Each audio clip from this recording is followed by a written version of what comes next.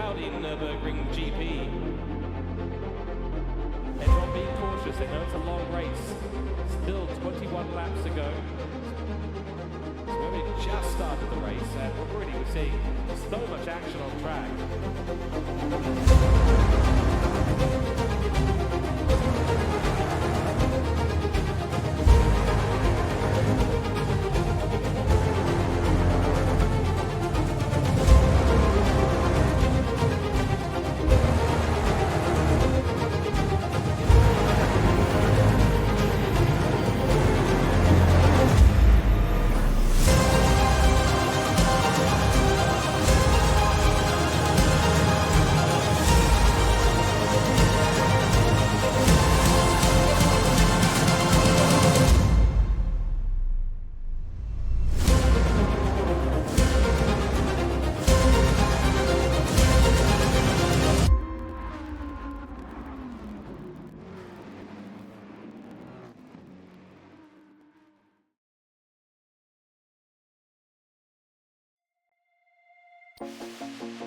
Hello ladies and gentlemen, and welcome back to MotorMotion E-Series, where the GT3 Championship continues in Season 2. It's time for Round 2, and we're heading to Japan. It's Fuji Speedway time, and a nice race we've got here today. Slightly damp conditions as well, something that the drivers will have to contend to for the first time in this season on the back of a brilliant race at Mount Panorama last week for Round 1, which gave us a real hint as to the excitement and the incredible overtakes, the incredible drama to come in Season 2. Fuji Speedway, of course, it is a brilliant place to go in Oyama, Shizuoka Prefecture in Japan.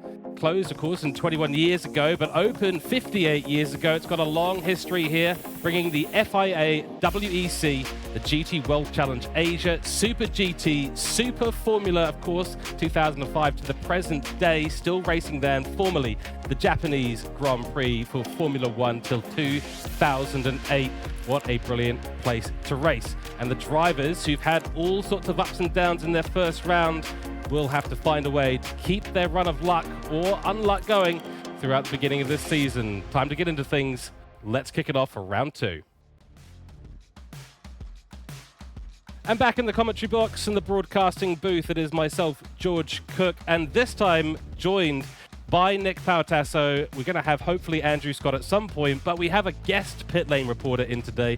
Jeff Bruin, of course, season and league organizer for the GT3 Championship here. Nick, lovely to be back in the commentary box with you. Last time we talked here on MotorMotion E-Series, it was, of course, the TCR Cup.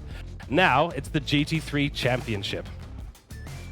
G'day George, g'day Jeff, g'day everyone at home watching us live and free on the MotorMotion E-Series YouTube channel. Yes, it is great to be back. I do apologise for my absence last week. I missed an absolute cracker in both Group A and Group B at Mount Panorama. What a track it would have been to be able to commentate. But we are at my second favourite track here on the GT3 Championship calendar. It is Fuji Speedway, and I've heard a bit of rumours and a few weather predictions that we might be getting one of my favourite conditions on GT7. We might be getting a few little hints of rain around this track. It is quite cloudy, it is quite overcast. So we'll have to wait and see what the conditions are like. But this track has so much history, as you mentioned, George, and as it is one of my favorite circuits. I know this track from the back of my hand, and my goodness, when that rain comes, you better be on your toes, because that a crosswind, a tailwind, a headwind down that long straight can be very unsteady with the cars, and you could lead you into a dangerous spin. But hopefully our drivers are skilled enough and bracing themselves for these weather conditions coming up. That's right. It's going to be a really good race. And of course, we also get to introduce Jeff Bruin to the stream, a man who's very familiar with the rain, because he's the one who planned to have a little bit of rain here. Talked to the weather gods, got them to send a little bit of rain to the track. Jeff, welcome into the commentary booth. Great to have you here, and we're looking forward to your insights as the league organizer for the GT3 Championship. Thank you, George. Thank you, Nick. It's great to be here this afternoon, and I am looking very much forward to round 2 of the GT3 Championship. Fantastic, and we look forward to bringing everyone along on YouTube. Now let's talk about our sponsor, Player One Sim Gear. This is, of course, the MotorMotion E-Series Player One Sim Gear GT3 Championship. They stock the widest range of sim gear under one, in brackets, virtual roof on the Australian market. Do check them out because they are proudly sponsoring the GT3 Championships in 2023. www.p1simgear.com.au. Also go and check out MotorMotion E-Series. We've got a website, www.motormotioneseries.wordpress.com, and our Facebook, where you can go and sign up for races, get the latest news and articles, and get involved in what is, in my opinion, one of the best GT7 championships and leagues in the world. Let's talk about today's race. It is Fuji. We've got 50 minutes of racing ahead of us in the afternoon. It is wet out on track. All racing tyres, therefore, are permitted. No mandatory tyre for this round, and as always, tuning prohibited. Brake bias is enabled. There's some similarities here, Nick, with our, with what we've gotten used to with TCR, but this is GT3 Championship. These cars are faster. They rely more on the aero, and as you indicated and hinted at before, wind direction going to make a big impact on today's race. Well, absolutely. We do have to remind our viewers, this is literally right near the foothills of Mount Fuji itself. You do get a very nice picturesque view of Mount Fuji as you're coming towards Sector 3 section of Fuji. So there is a bit of crosswind, can be a bit of tailwind, and the wind direction can absolutely change to a 360 within these 15 minutes. So just keep an eye out on some of the drivers that will be looking through that wind gauge, and they'll be looking to adjust their driving style, especially when it gets into that last stint of the 50-minute session. That's exactly it. And we will now take a quick look at our track slide. Of course, that is what it looks like. The longest straight on the calendar, as far as I know, pit straight, that is, not the longest straight overall. Some other tracks do take that honor, but the longest pit straight, 1.5 kilometers, or just under 1.5 kilometers, just under 1 mile of distance. So slipstream going to be a really key factor here. A little bit of an awkward exit onto the pit lane as well, to the right of the track, just as you come through that last corner, which is a really tricky place to get things right. That is, of course, the corner of Panasonic, turn 16. After you come through the S's and Dunlop, through the 13th corner, which is literally called 13th, and Nets, which is 14 and 15. Really tricky area to get right. And then, of course, you barrel down towards the big braking zone, which is just on a little bit of a downhill as well. Really tricky to get that right. But if you get it right, you got a good run towards turn 3, Coca-Cola, and then through 100R, the hairpin, and down the back straight towards 300R and Dunlop again. It's a brilliant circuit, lots and lots of fun. And I know, Nick, you said it already, it's your second favorite track on the calendar. Tell us if there's a key area that we need to be focusing on today for the GT3 cars. Well, look, I think the most important thing is really getting the traction zones as much as you can. So the traction getting out of turn 16 onto the pit straight is really going to set you up for that run against your competitor, whether you are the lead driver or in the mid pack or making that charge from the back of the field towards the front. If you get that section right, and it's especially very off camber track as well, the whole track itself is very off camber. Turn 16, turn 1, you go through Coca-Cola, you go through 300R. Every single part of this track is very off camber, because what our viewers may not know about this track, this used to be a very fast track. It used to be very reminiscent to what was which was like an oval scene back in the 1950s, 1960s, where there was a lot of camber, there was a lot of oval style elements to this track. So it's still got that bit of nature behind it, still got a little bit of that history with the circuit. So there's a lot of parts of it that has been around for the past 50 odd years here at Fuji Speedway, but as well with the implementations throughout the 1980s and the 90s through FIA regulations, it has produced this 16 turn masterpiece that is Fuji Speedway. So keep an eye out on especially through turn 1, and especially getting that entry down towards Coca-Cola and Panasonic on the last corner. Absolutely key, and of course Fuji is a FIA Grade 1 circuit, so Formula 1 could come here again, maybe in the future at some point. We shall keep a very close eye on that. Jeff, give us your thoughts on Fuji. It's a great place to go racing. Are you a fan? Fuji has been my nemesis on a number of occasions. Last year in GT3, we had a bit of rain in Fuji, and I actually was doing quite well in the race, but missed the pit stop as the rain came in, and then just went straight off the end of the track at the end of turn 1, and that bottled me for taking a win in the Pro-Am for that race. So my memories aren't so nice of this track, but it is a very good circuit for racing. I'm looking forward to how the two groups do tonight. There we go. So let's talk about today's racing. We've got two groups, of course, the Group A and the Group B.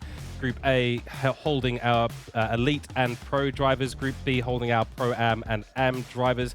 4 drivers per team, of course, 1 driver from each of those categories. And team points are available. If you get both your drivers in a single lobby up in the top 10, that is extra points for the team only. So there will be some looking to work together, continue to push their way up the grid, no matter where they're sitting in their current division, and get those team points. So important. So let's talk about Group A. Quali results on your screen right now. And that is Old Wakey, Nathan Wakefield for Black Rose Racing in their Mercedes AMG GT3 car, taking pole position for Group A. A really good qualifying time over Glenn Mead for Gridline Racing in their BMW. Nick Pfaff takes P3 for Asta Racing. The Porsche having their best qualifying result so far this season, I believe. Actually, I think they might have been in P2, but we shall see. It didn't end very well for them at Mount Panorama, hoping for a much better race today. Matt Dernetti, a familiar face and a very fast driver. CP Motorsports Lamborghini in P4. Then Lewis Atkinson for Hooncorp Esports in P5, followed by Luke Stone for Lightning Motorsport in their Mercedes. Mick Hill for Hassel One Motorsport, who've had a bit of a switch up on the drivers as well. Been a few switch ups on the driver queue today for the round 2. Boris Blaznik for Diffusion Race Engineering, then Jeremy Crow for Black Rose Racing. Gopi Mahinderjit, not the qualifying he would have been hoping to have. We know how fast he can be for Diffusion Race Engineering in P10. Then Drew Griffin for Asta Racing. Matt McCullum for CP Motorsports makes his debut, wasn't able to make it for the previous round. Then Dean van der Zandt for Hooncorp Esports, and it looks like we have 3 DNSs today. Jeff, maybe you can shed some light on that. Yeah, it looks like we have we're missing GLR driver Dan Wood can't make it as the driver replacement that was for Andrew Scott, who's had to withdraw from the series. Also, I believe not Lightning Motorsport don't have their elite driver. Oh, sorry, it's not Lightning. It is Hassel One Motorsport. Chris Lashbrook hasn't been able to make it, and I'm just not sure who the other Pro-Am driver is. I will get back to you on that one. Sounds great. So we are almost ready to go out there and watch the first race since qualifying is done. Nick, what's your hot take today? I'll tell you what, you get a wet Fuji, you get all the cars all you have for your front engine rear wheel drive versus mid engine rear wheel drive. I feel like it's going to be the battle of the drivetrain here. You got to especially watch out for the Audi R8. As you may have not seen me in the comments section when in the premiere of Mount Panorama, I was absolutely rooting for the Audi and the BMWs to be very strong around Mount Panorama, and the BMW showed that promise. It's not very strong. It's not tend to be a very strong car in the wet, the BMW, but the MR cars, favorite cars, the Audi, the Porsche, even the Lamborghini. Watch out for that Lamborghini. It has been very strong throughout its previous patch updates in the GT7 communities. So watch out for that car to be a very strong car, and mixing it up with the likes of the fronts, such as with Old Wakey, Nathan Wakefield, Lewis Atkinson, and all the other drivers ahead of him. So a star-studded field here, and I'll tell you what, I'm ready for this. I'm ready to call this wet race here at Mount Fuji. It's going to be a good one. Yeah, sorry, George, don't mean to jump in. The other driver we're missing is Dan Wood. So the I'm not sure if I said that earlier, but he is not being able to rock up either. There we go. So a few drivers not able to make it. So commiserations for those teams. They won't be bagging any extra points, but and of course we'll miss them on the grid. Hopefully back for round 3, and we look forward to now heading out on track and getting round 2 going. So let's go and get things started. As of course a rolling start at the beginning of this race. Nathan Wakefield will lead us away, followed by Glenn Mead and Nick Pfaff. There's a light going on. It'll be 5 lights, and away we go in just a few moments' time. Intermediates, the tyre chosen by most on the field, I can imagine. Looks like a decent start for Glenn Mead. Might have got the bounce here on Nathan Wakefield on the braking. Maybe does it. Yeah, he's down the inside already, so it's an early move. Big send from Nick Pfaff. Goes up into the lead temporarily. He'll lose that almost immediately. That is arms out racing from the get-go. Way behind the 2 at the start of this race, and sends it into turn 1 like he's got nothing to lose. You can see the rain is continuing to come come down at the moment. 999 trying a little bit of a switch back on Nick Pfaff, doesn't get anything done in that case. Matt Dernidy is up to P3, followed by Lewis Atkinson to Hooncorp, and the MR cars looking like a good start. Tail starting to wag, though. This is typical Fuji Speedway body language from these cars. In the wet, the tail end of the car does not want to stick. There's no grip out there. Tires are cold. What a way to start a race. This is what I exactly called in the preview, was you've got to watch out for those MR cars. You've got a Porsche 911, Astor Racing, Nick Pfaff leading ahead of Glenn Mead, who got the perfect jump over the captain snooze in Nathan Wakefield, but it looks like Glenn Mead's struggling. So a very torquey car is the BMW, has a lot of power. The turbo just literally can spin the car any way around, but then you've got the MR cars, the Lamborghini Huracan, the Audi R8, and you've got the other Audi R8 in the Lightning Motorsport with Luke Stone in that car as well, looking to make the move on Lewis Atkinson. A little bit of contact made between the two Audi drivers, but it's a solid start by the MR cars. 4 inside the top 5, and unfortunately, the worst start that Nathan Wakefield can think of is going from pole position down to 6th place as they are exiting Panasonic for the first time.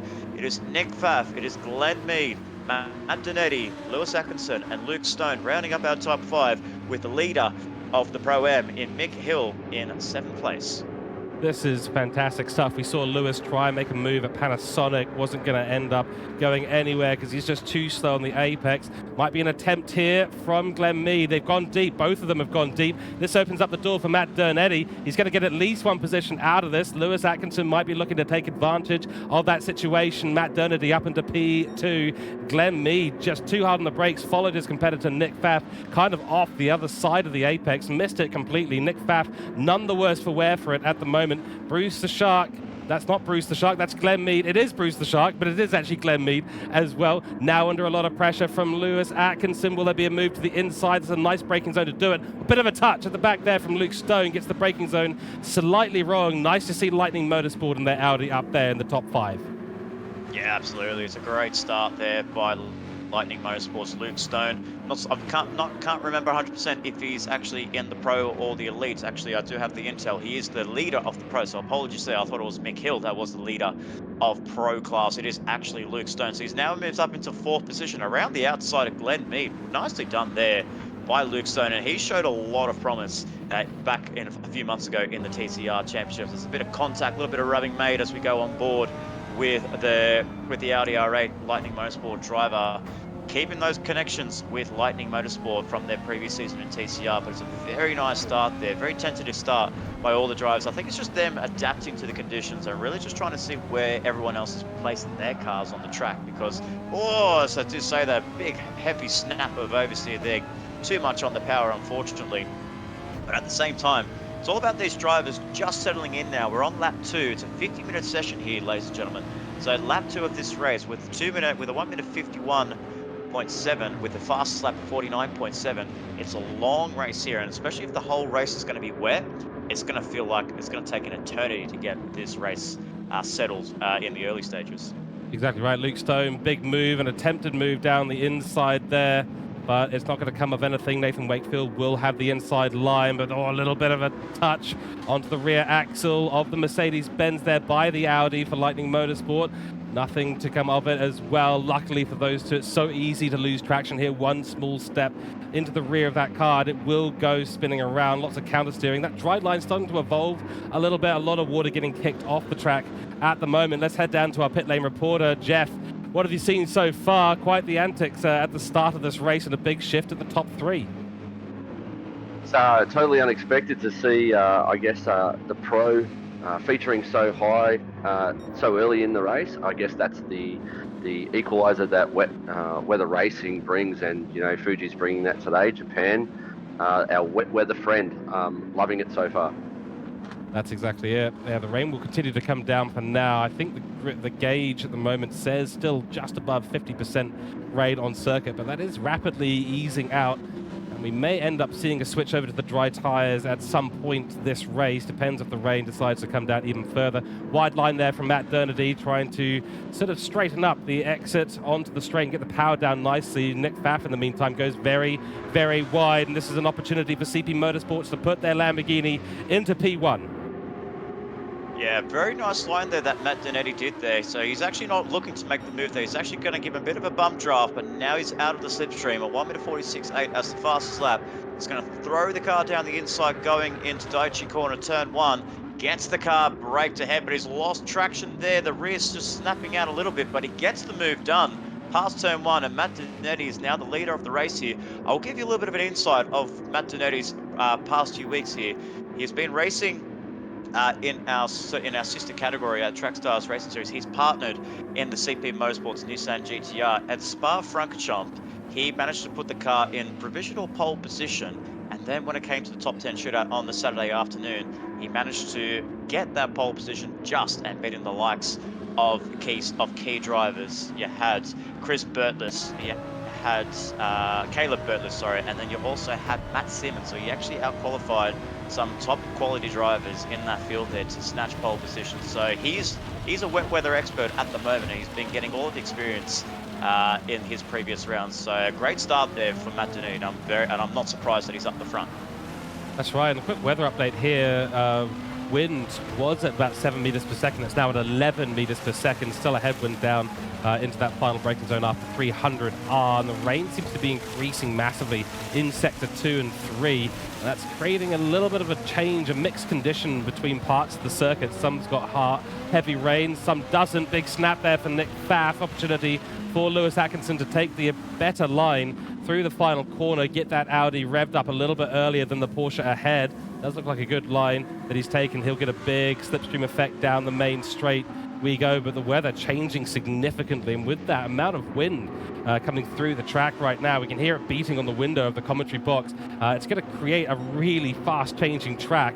Whatever dry line existed is now officially gone, as Lewis Atkinson is on the inside line of Nick Pfaff, and Nick Pfaff is looking to be losing yet another position. No, Lewis decides to back out of it. Oh, but Nick Pfaff is overshot, massively overshot the turn 1, and that's just under pressure. They always talk about the wide line, getting that go-kart line, running the car out wide, so that when you get on the power, you actually get a lot more traction than the inside line. So I'm not so sure if that's what Nick Pfaff was doing. I think he just may have actually missed his braking marker, and then you just saw there locked tires, locked brakes, and the car just went straight ahead. So that's the downside of wet weather racing. You do tend to make a lot of mistakes there. But on the recovery is Nathan Wakefield. Can't get past Glenn Mead just yet, as he tries to go down towards the inside. Glenn Mead taking the wide line. And that's Nick Pfaff gone. It is Nick Pfaff. So again, not getting the car to his liking on lap 5 of this 50-minute enduro. So it's a horrible lap 5 for the Asta Racing team in car 92. Down the pack there in P6, Boris Blasnik has not been able to make the move there, but he runs wide again, losing another 2 positions. So this is a horrible way to end your lap 5 here. I think he's just waiting for that wet weather just to calm down and get back to dry weather racing. But he had a good start though, so I'm very surprised at the struggle stages that he's having at this early part of the race. That's right, very interesting to see. I don't think anything to do with tyres or anything like that. I think, as you said before, it is just an adjustment period, and especially with the wet weather increasing, then decreasing, then increasing again. It's just creating a situation where the driver's driving style has to be really dynamic, really fighting for grip on every single corner and keeping a very close eye on those conditions, and Nick Pfaff just might have fell afoul of that just a little bit. Let's go through the full order of the grid as it stands right now. Matt Donetti in the lead from Lewis Atkinson and P2. I think he's off again down the back there. I do apologise there. Is that Nick Pfaff? No, it's not Nick Pfaff. It's somebody else that was into the barriers at the exit of turn 16 there. Did not see who it was. It may have been one of the BMW drivers, one of the Hassel 1 Motorsport teams, but I'm not so sure it was. I think that might be Luke Stone, because the Audi is carrying a lot of damage. So it's possible that Luke Stone has gone into the barrier there. Did you catch exactly what happened, or did you get a little indication? It just looked like he ran wide at turn 16. I think he just got caught on the curbing, and the car just looped around and crashing into the barriers on the right-hand side. So very unlucky there for the Audi driver and Luke Stone. For sure. Okay, let's continue our run through the grid. As we said before, Matt Donetti out to a good lead over Lewis Atkinson, being reeled in ever so slightly. Then Nathan Wakefield on the chargeback. Started this race in P1, now finds himself still in the podium, but P3 only at this stage. The Mercedes slowly coming into its own, and maybe just the adjustment that Nathan's had to make is starting to work out well. Then, of course, Glenn Mead, the 999 BMW for Gridline Racing. Then it's Jeremy Crow for Black Rose Racing, who've nearly got 2 cars in the top 10. Well, they do at the moment, but top 4 would be even better. So this is a good little bit of work by the Black Rose Racing team, just holding on in their Mercedes right now, doing the best out of the FR field. McCullum on his debut for CP Motorsports, doing really well on the number 23 Lamborghini, P6 for him, followed by Nick Pfaff, who's got a lot of work to do in this race now, luckily not holding any damage. Then it's Boris Blaznik, who's just going for a bit of a Tokyo drift, and we have caught him at the, well, for the commentary purposes, the right time. For his purposes, totally the wrong time. Wouldn't want that to be on the broadcast. Through goes Toolshed, through goes Gopi Mahendajit. P8, P9, so Boris was in P8, now in P10, followed by Luke Stone. Mick Hill, a name we don't usually see this far down the grid, and then Dean van der Zart for Hooncore P Sports at the back of the grid. That was a moment and a half for Boris Blaznik. Oh, excellent car control there by Boris Blaznik to get the car facing the wrong direction at one point, saves it, gets off the power, just straightens up the car and just keeps it off the wall and off the Armco and not getting any damage. Unfortunately, some dirty tyres, and on a slippery track like this around Fuji, it is very tricky to get those tyres back up to working operations. But he's still holding on to that P10 with his more experienced teammate in Gopi Mahendajit in 9th place. And then we have Drew Griffin in OGR Toolshed in 8th place for the second driver from Asta Racing, car 43. So it looks like we're kind of getting into that that settle stage of the race now. There is a dry line forming. I feel like the rain has stopped coming down. It is still very overcast. It's very cloudy. It's very dark as well. And that's something the drivers really need to be careful of, because it is a very dark track. Sometimes it's actually very hard to spot the racing line. I mean, we can see it on the outboard cameras and through our lovely film crew and our TV crew at Fuji Speedway, but if you have to put yourself in the mind of the drivers, like, you don't really know exactly where it could be, because while it may seem that there are some sections of the track that we see Mahendajit try to go for a move on Drew Griffin, unfortunately can't get that move done, has to sit behind for the next sequence of Sector 3. But you have to put your mind in the driver's point of view. It's very hard to find that dry line, especially on a dark track like this. Not much track lighting as well, so it's all just experience and feel of what the drivers have on their hardware. What a move. Gopi Mahendajit gets it done, coming into turn 15. Another move we just saw from Boris Blaznik holding off Luke Stone as well in the background, but nothing Dale Griffin can do about that at all. Gopi has got him hook, line and sinker is the metaphor that I'm looking for right now, and we'll head off down the straight with a decent gap. I was wrong there, I think, in saying McCullum's on debut for CP Motorsports. I believe it's Chris Duncan, who has yet to have a race in Group A so far, and he is one of the drivers not present today, as is Dan Wood and Chris Lashbrook. Thank you very much, Jeff Bruin, for getting us that information. Jeff, you've been watching some of the fights out here. Thoughts at the moment on the race? Tricky conditions out there. Would you want to be out there on the track at the moment?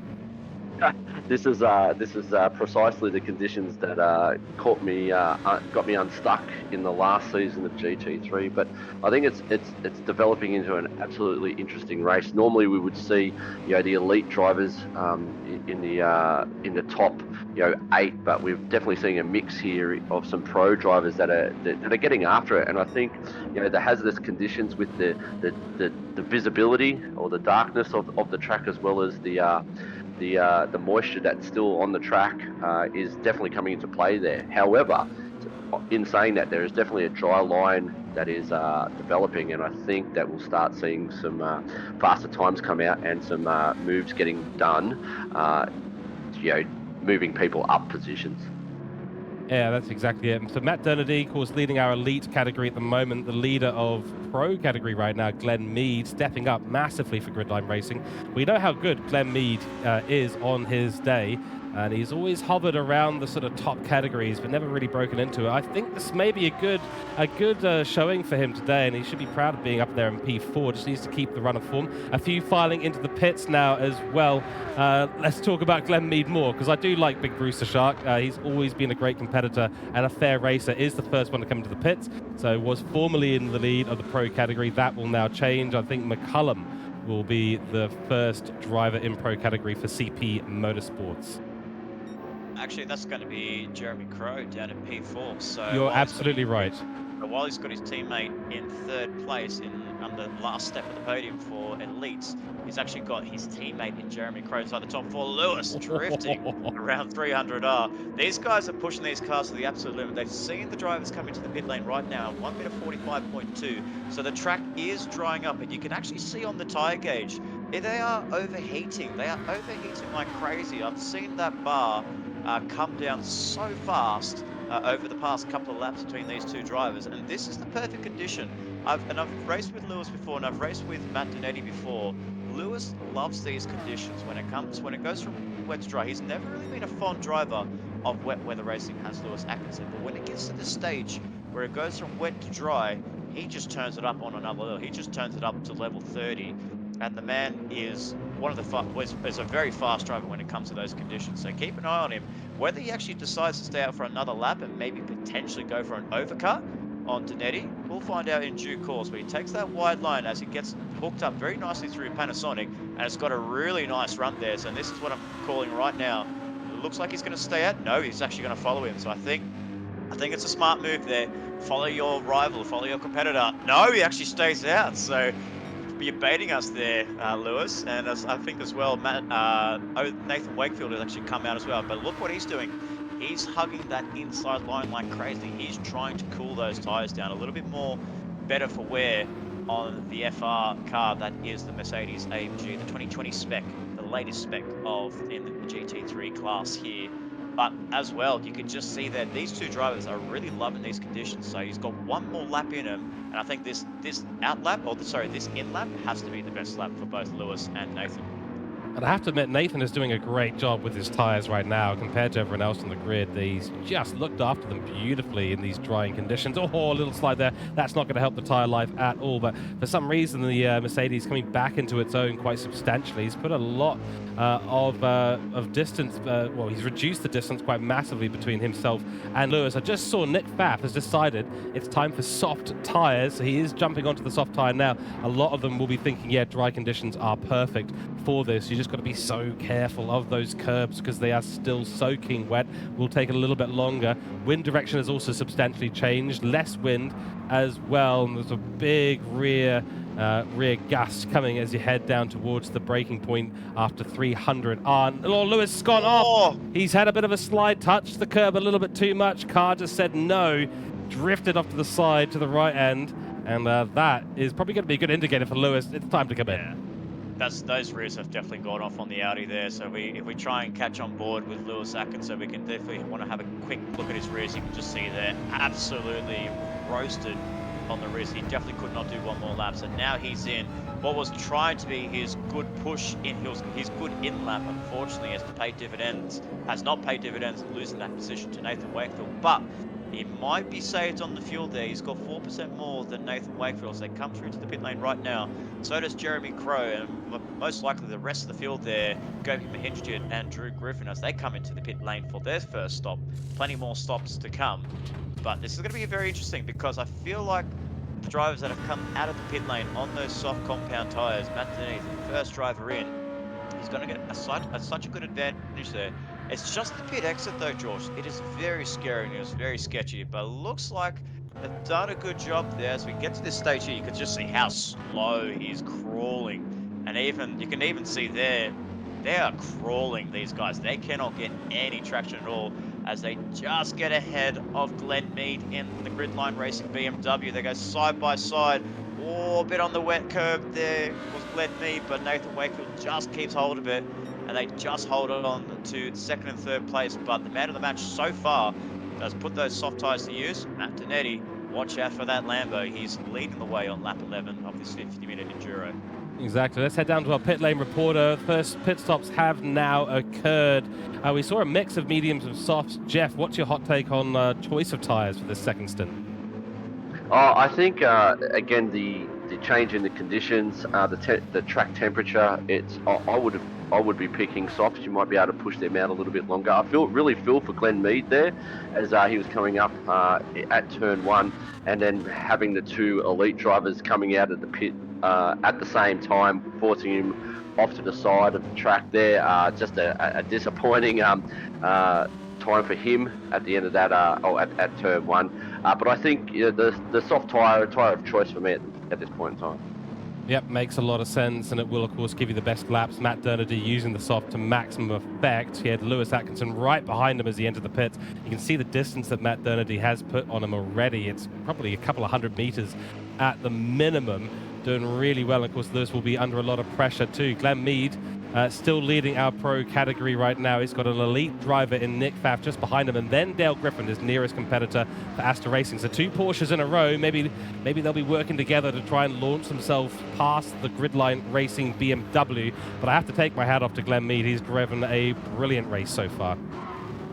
Yeah, so far so good for the sole Gridline Racing here in Group A. So unfortunately, Dan Wood, as broadcasted, is not available, and unfortunately as well, the likes of Anders Scott actually not able to participate in the GT3 Championship. So sadly be missed. He would definitely be loving these conditions. He doesn't like wet weather racing, but when it gets to the dry track, the dry surface and the drying conditions, you know, you've got to keep your eyes on Endo. As we cut across there to the other BMW there, taking a very wide and a very mistaked line there for Mick Hill. Oh, dangerous re-entry there by Mick Hill. Gets crashed and get taken out by Matt McCallum. What was going on there between the two drivers? Oh, They're both damaged. Oh, there's 3 cars involved in this incident, all by the plate of the fact of Mick Hill just trying to re-enter the track.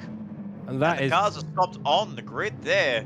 Hopefully all the drivers are okay as they try to navigate around here.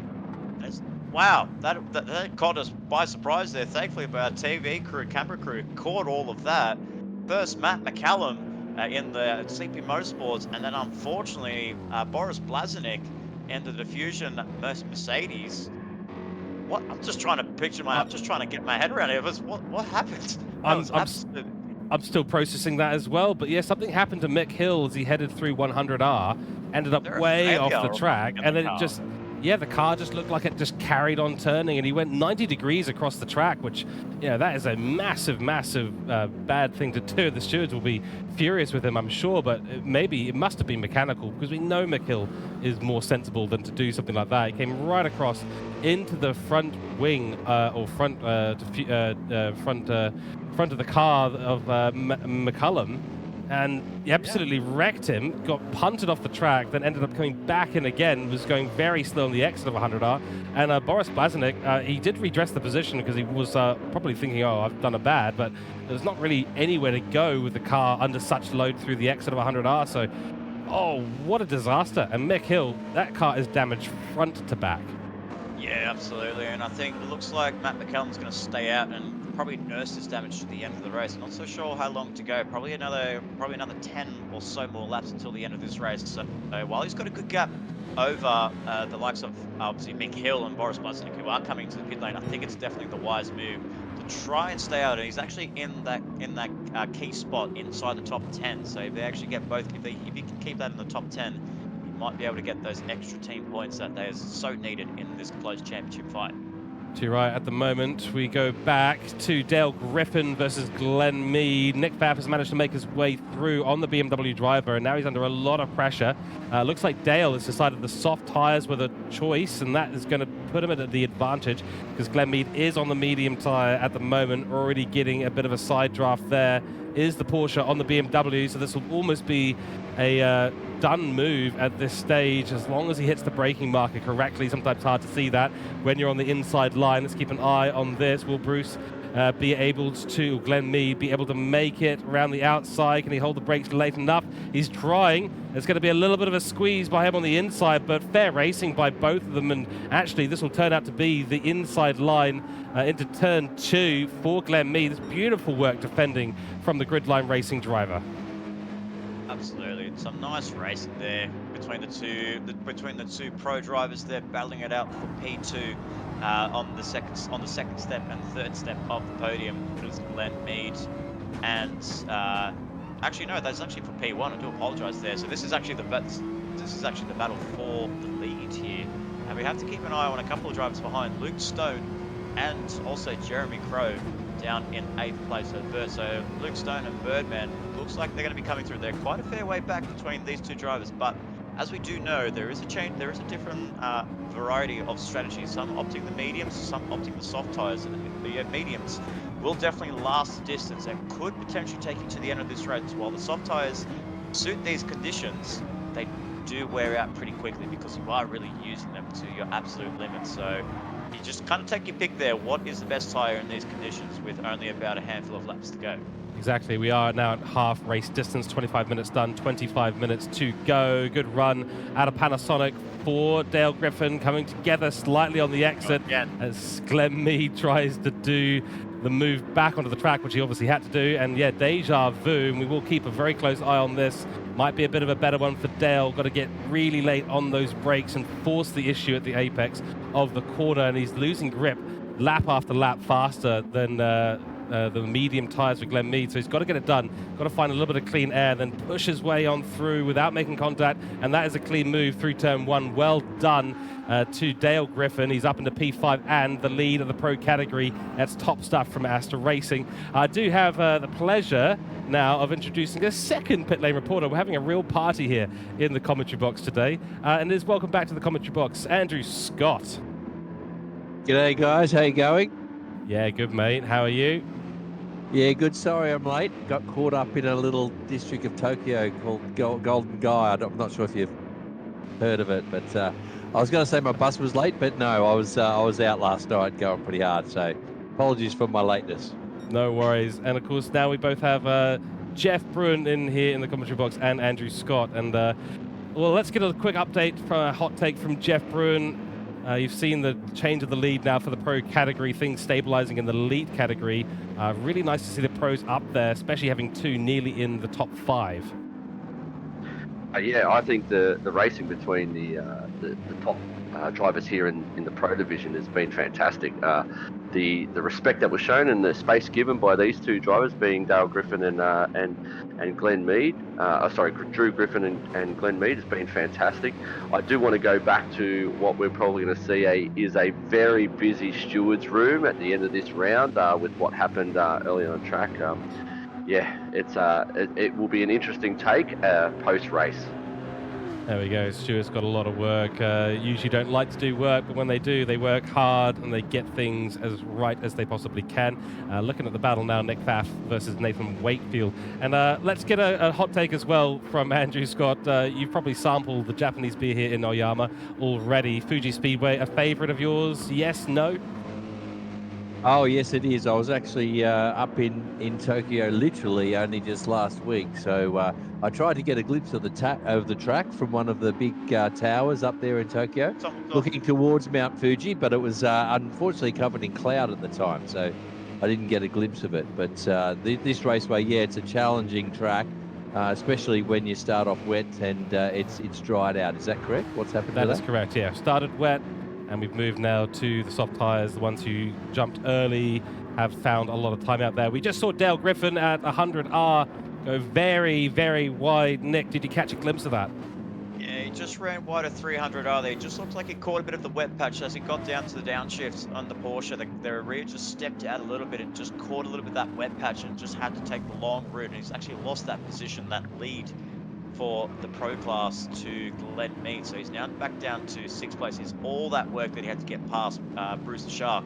He has to do it again, but his tyres are fading. That front left is absolutely cooking compared to Glenn Mead's BMW, who I believe is actually on the medium. So if we actually go through the field, we might be able to see what tyres are all of our drivers on. So obviously our leader, Matt Donetti, in the CP Motorsports Lamborghini Hurricane, he's on the soft tyres, so he's definitely pulled out a nice gap over Lewis Atkinson down in P2, but Lewis has closed up a little bit. He's on the racing mediums.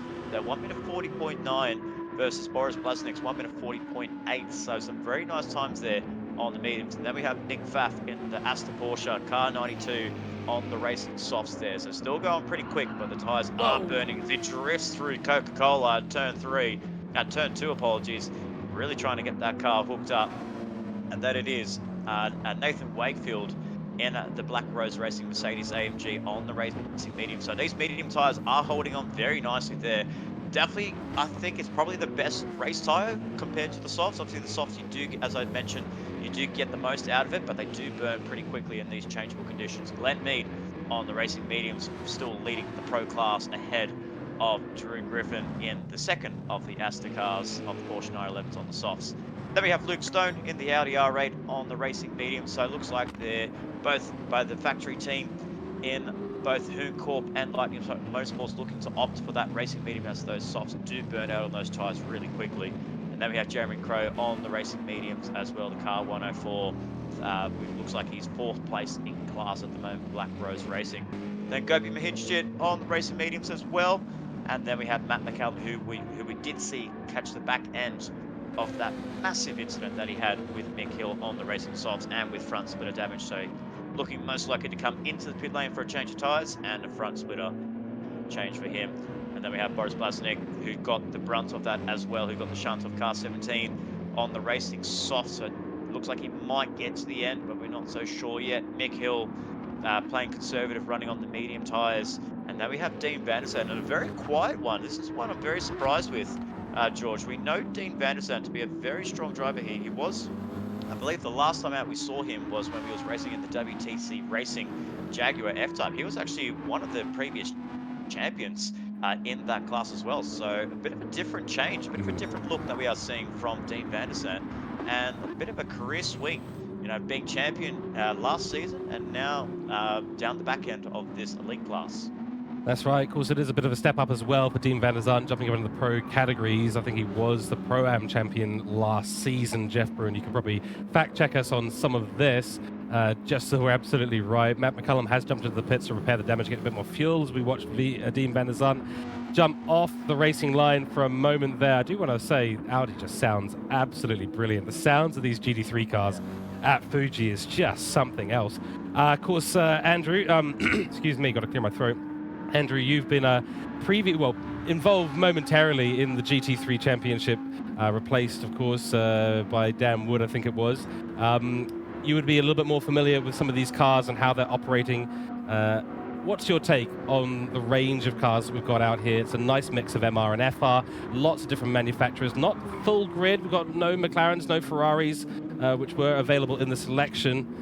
What's your take on these GT3 class cars?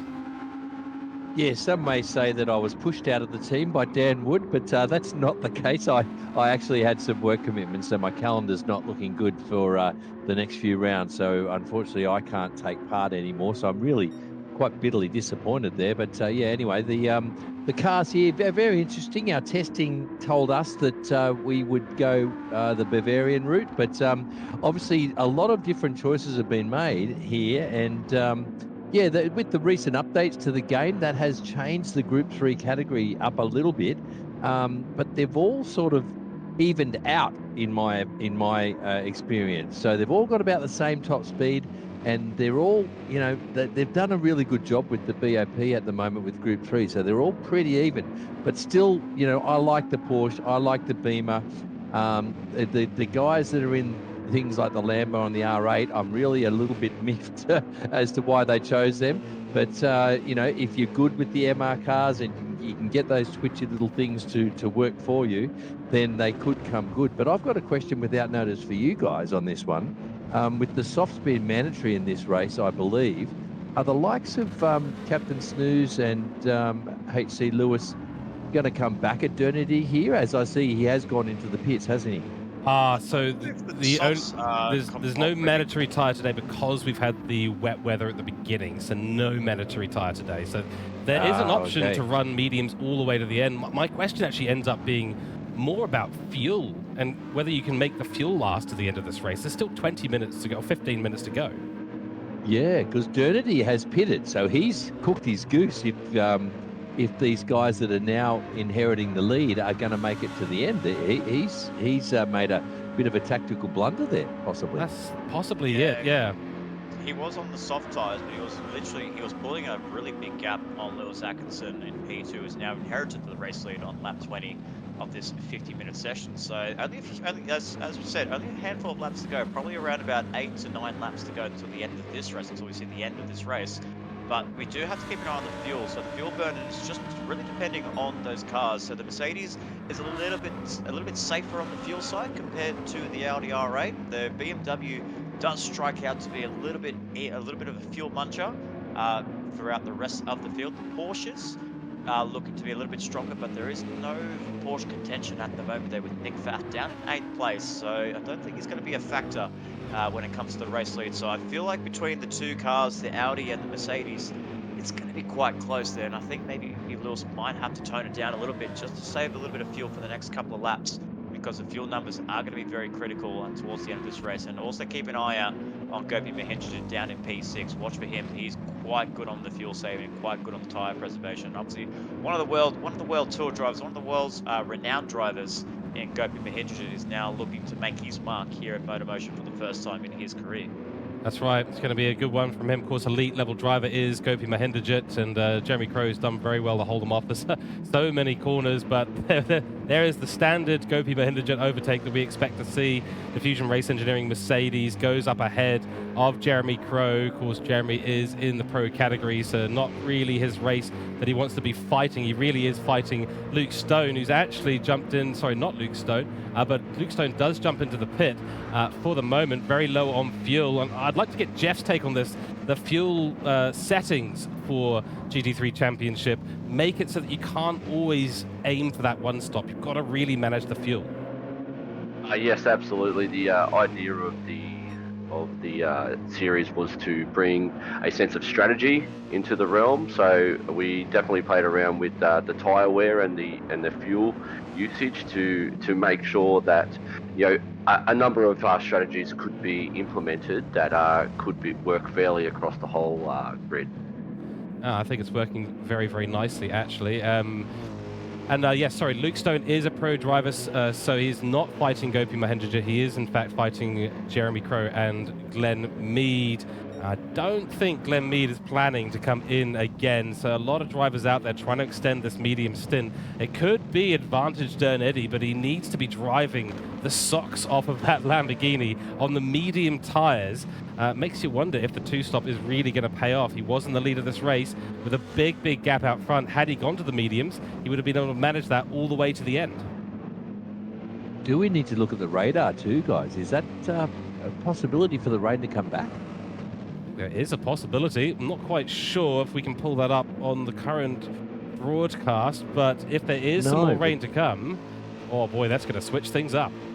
I mean, the thing is it is quite cloudy, but it has been dark all day long here at Fuji Speedway. We have not seen the sun or even a brief white cloud or a brief blue sky. We haven't even seen that appear at all around this track. So it is quite dark. You can see the light boards there with the green lights and the lap counter that is illuminated to its absolute brightness, and it just shows that the conditions here, it is so dark around Fuji Speedway. So full credit to the drivers that are actually managing to work their way around here. If you put yourself in the real world simulation around Fuji Speedway driving in these conditions, it's very brave to actually maintain full focus and also maintain consistency with the laps there, with Lewis Atkinson leading the way in the Hoon Corp Audi R8, really setting some good consistency in his lap there, all in the 1 minute 40s, 1 minute 41s, low 41s.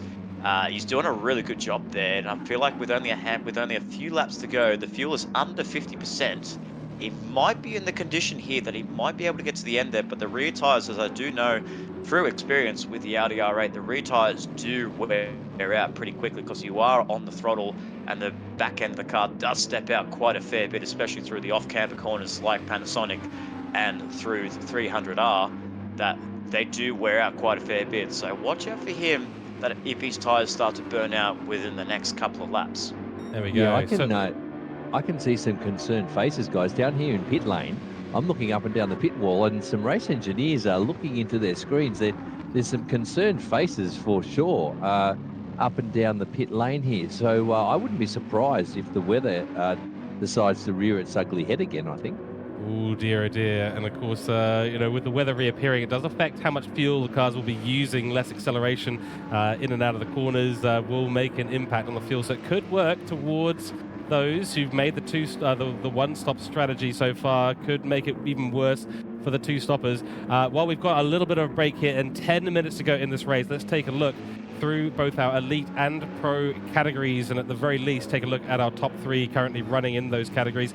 It is for the elite category, Lewis Atkinson in the lead on the medium tires, running out of fuel. And a few concerned faces down at Hooncorp Esports with how far that car can go and whether the rain is making a return. Then it is Black Rose Racing and Nathan Wakefield in P2, recovering from what was a disastrous lap 1, went from P1, qualified P1, down to P6, just bullied by all the MR cars, getting a really good run off the line and through that first lap, and he's made it work. Also on that one-stop strategy, trying to make it to the end on the racing mediums, and the smell of the oily rag that is in his fuel tank right now. Then it is Gopi Mahinderjit, third place for our elite category right now. For Diffusion Race Engineering. But in the pro category, it is Glenn Mead running P3 overall, P1 in the pro category.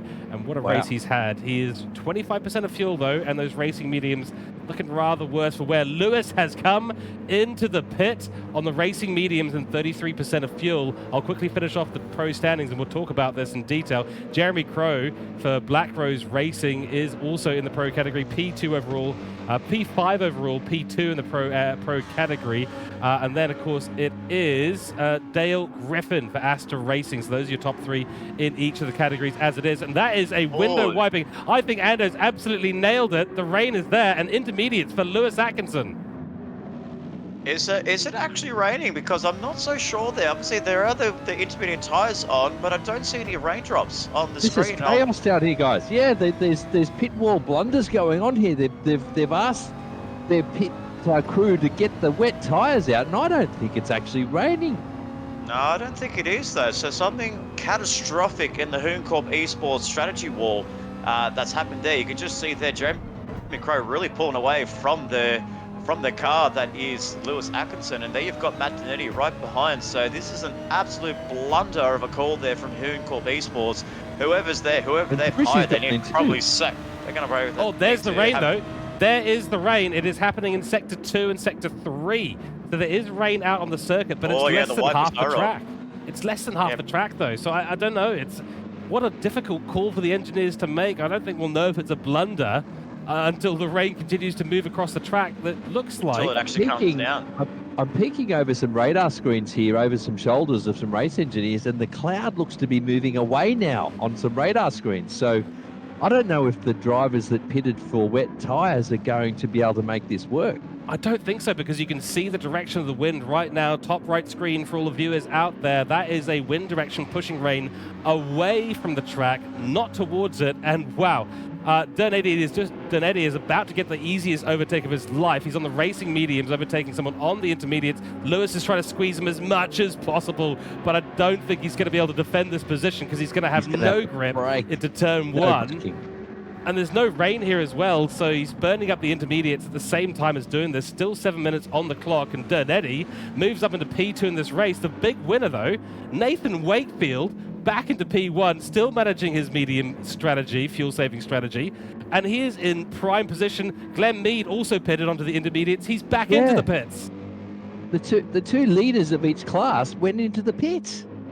Yeah, that's a very costly blunder there by both drivers, both pitting at the wrong time. Obviously, they were a little bit frightened there. Maybe the team just decided to play the safe hands of just thinking that the rain would actually stick around, and they would have been an absolute masterstroke if actually the rain kept on going. But we just saw there that Sector 2, the wipers were on, but Sector 3 and Sector 1, the wipers were turned off, and now there are no wipers in Sector 2. So the rain has passed, ladies and gentlemen, and that's a mistakenly called. That is a mistake by both previous leaders in both classes. Oh, and the pit stop costs so much at this track as well, given the speeds that we end up seeing towards the end of the pit straight. Donetti in prime position to take at the very least a P2. He's coming up on the rear of Black Rose Racing's Jeremy Crow. Black Rose Racing right now hold a P1 and P2 in this race with an elite and a pro category driver. That's something we haven't seen so far in this category. There's a little bit of rain there on the exit of Panasonic. That'll cause a few little hiccups, but it's nowhere near enough. It's a light drizzle at best, and nothing that the racing mediums can't handle. They dry out immediately as soon as they enter the braking zone and get up to temperature.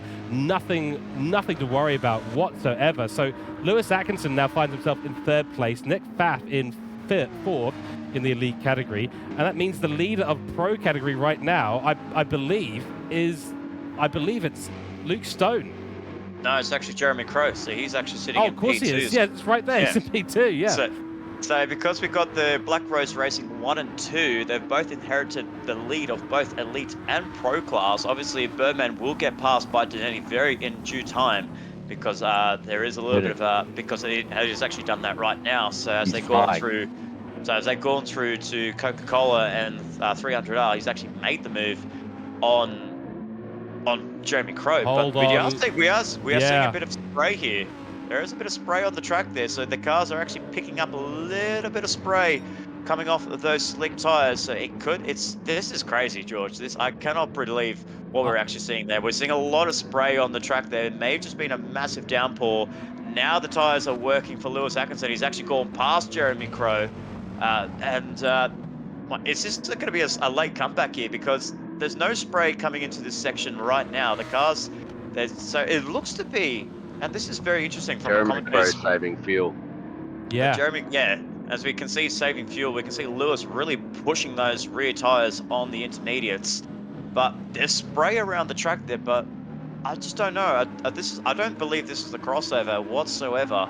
But if Lewis makes this work and there is more rain on the way, it could be a master stroke. It could be P2, maybe even a P1 if Nathan Wakefield makes a mistake. I've got no idea. This race is turned upside down. We've got some more information here. The track is now wet enough that intermediates are actually better. Dernetty's just had a 45, nearly a 46, and a 45.3 for Lewis. So he's actually now going faster. There was a bit of rain that came over the track at turn 1, 2, and 3. So that means sector 1 and sector 3 now wet enough for the intermediate tires. The rain seems to be really intermittent.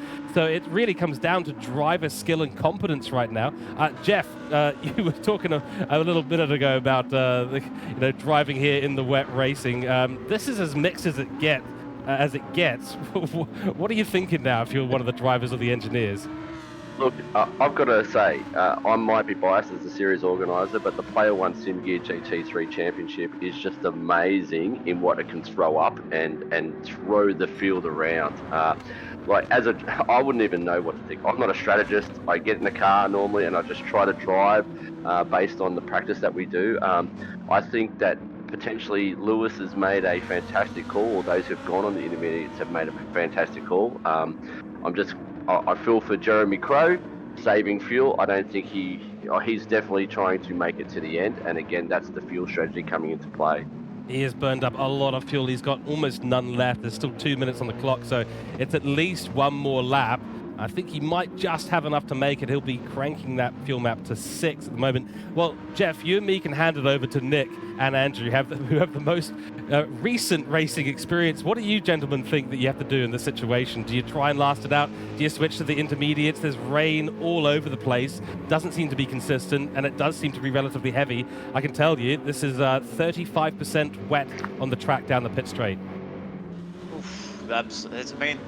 This is a tough one because what I just saw there from Sector 3, at the end of Sector 2 to Sector 3, Lewis could not hold on to Matt Donetti. He's actually lost time to Donetti in the Lamborghini Huracan, the CP Motorsports Aussie Tyres Lamborghini Huracan. So he's actually lost time in Sector 3. So it looks like it was quite dry in Sector 3, but Sector 1, where you're calling it on the pit straight, is absolutely wet. It's wet enough for intermediate tyres.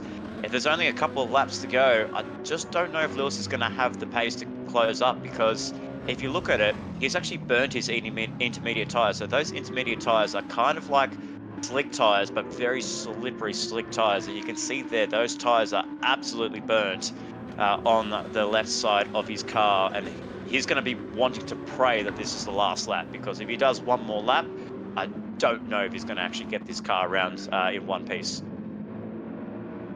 Andrew, what do you think? Because I think we might be going for one more lap, or certainly it looks like Nathan Wakefield might be getting one more lap here, but you'd be one of the race to end now, surely. Yeah, absolutely, for those guys. But this is crazy stuff, and it's obviously making for a great spectacle. But Jeff, I don't know if you'd agree with me, but whoever chose the weather settings for this race, I think they might cop a few complaints from some teams here, because whoever it was is an absolute masochist, because this is crazy stuff. I mean, it's just a lottery, isn't it? But it makes for a great spectacle, doesn't it? You've you've got cars in the top 3 in each class on different strategies, on different tyres, and they're all looking at their pit crews and they're all looking at their radars, trying to work out what to do. So this is, it's a fantastic spectacle, that's for sure. That's Well, for the thing sure. the thing is about the weather is that the weather is based on what is happening in Fuji this very day. So, when we go into the settings for the simulation, that's what they're driving to real world as it is right now. As we see Lewis go off the track. Oh, no. My goodness. He's gone off the track once, twice, 3 times. He's gone sideways. red. And he's really sideways now. That is actually a I told popped you. tyre. Oh my That is God. a popped tyre for Lewis Atkinson. Oh. However, I do get to report to you all that Birdman, Jeremy Crow, came across the line on the dot of 50 minutes. His race is over. That means there is no one else in this race to challenge Lewis Atkinson's 3rd place. Lewis is going to have the worst last half of this lap of his life, Oh, as you can look. see there in the car. Oh. But we do let our viewers know that as we are about to see Captain Wakefield come across the line, exiting in Panasonic, what a recovery drive from this man. Started on pole position, dropped all the way down to P6, but through bravery and through fuel strategy and tyre strategy on those mediums, Nathan Wakefield for Black Rose Racing takes the victory for round 2 in the GT3 Championship, sponsored by Player One Sim Gear, is the elite class race winner. Matt Donetti rounds up in P2, and Lewis is just going to wait for this timer to tick down because he knows he's still P3 in the elite class. But round your applause, keep your round of applause going for Jeremy Crow in Pro and Pro class. My goodness, what a race that was for the man, and it is a clean sweep off the top step for Black Rose Racing. Oh, what a race from Black Rose Racing. Did really well. Nathan Wakefield, especially for the recovery drive that he was on. Jeremy Crow just got across the line. I think he might have even lifted off at the end there just to make sure he didn't have to do one more lap. Someone who did really hope not have to do one more lap is definitely Lewis Atkinson. Can't even turn in, and I do know Lewis Atkinson personally, so I can make a little bit of a joke here. I'm just laughing at the moment. This is absolutely pure comedy. He's secured the P3, so there's nothing that he's going to lose out on at the moment, and that is going to be our results for Group A. Poor old Jeremy Crow. He didn't have, he had the tyres, but he didn't have the fuel. Because imagine if he had have crossed the line, he would have easily got past H.C. Lewis, who's just doing a bit of circle work on that last lap. That is very true. He could have cruised across at 20 kilometers an hour with no he fuel, and he would have another been point. before.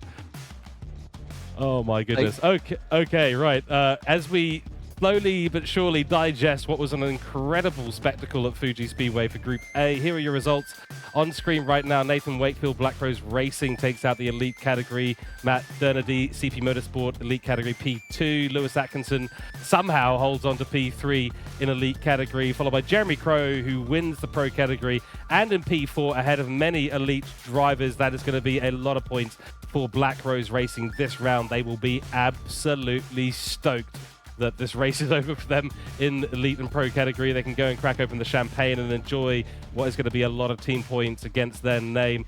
Luke Stone takes home P2 in pro category, Nick Pfaff in P5, Gopi Mahindrajit P7, and then it is Drew Griffin taking home P3. Sorry, I've been calling him Dale for some reason. There is a difference on the timing sheet that I have over here, but it is Drew Griffin on your screens right now. For Astra Racing, P3 in pro category.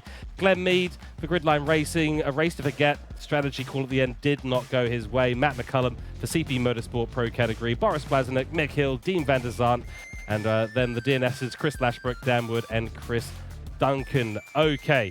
Right, we're going to take a break in a few moments' time, but first I think we all need to do a little bit of digesting here because that was a real spectacle. Let's go around the room and get everyone's thought. Nick, let's start with you.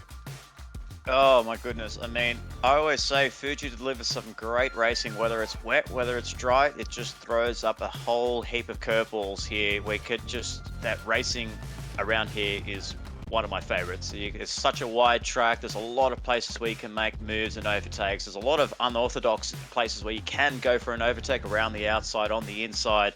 But throw a bit of wet weather, throw a bit of spice in there. My goodness, we saw a whole lot of movements up and down the field there. And that was some great racing amongst our Group A drivers in the elite and pro class. So top my hats off there to Nathan Wakefield for that recovery drive that was for sure. So definitely from P1 down to P6 and then back up to the race lead and victory. So, and I think as well, that was a huge mistake there by Cooke Esports. While they may have thought the rain was coming, it did come, but it wasn't enough for him to actually get back up to P1. So maybe some question marks over Cooke Esports and their strategy around this race. That's right. Let's go to Jeff down the pit lane. Jeff, your thoughts on the race?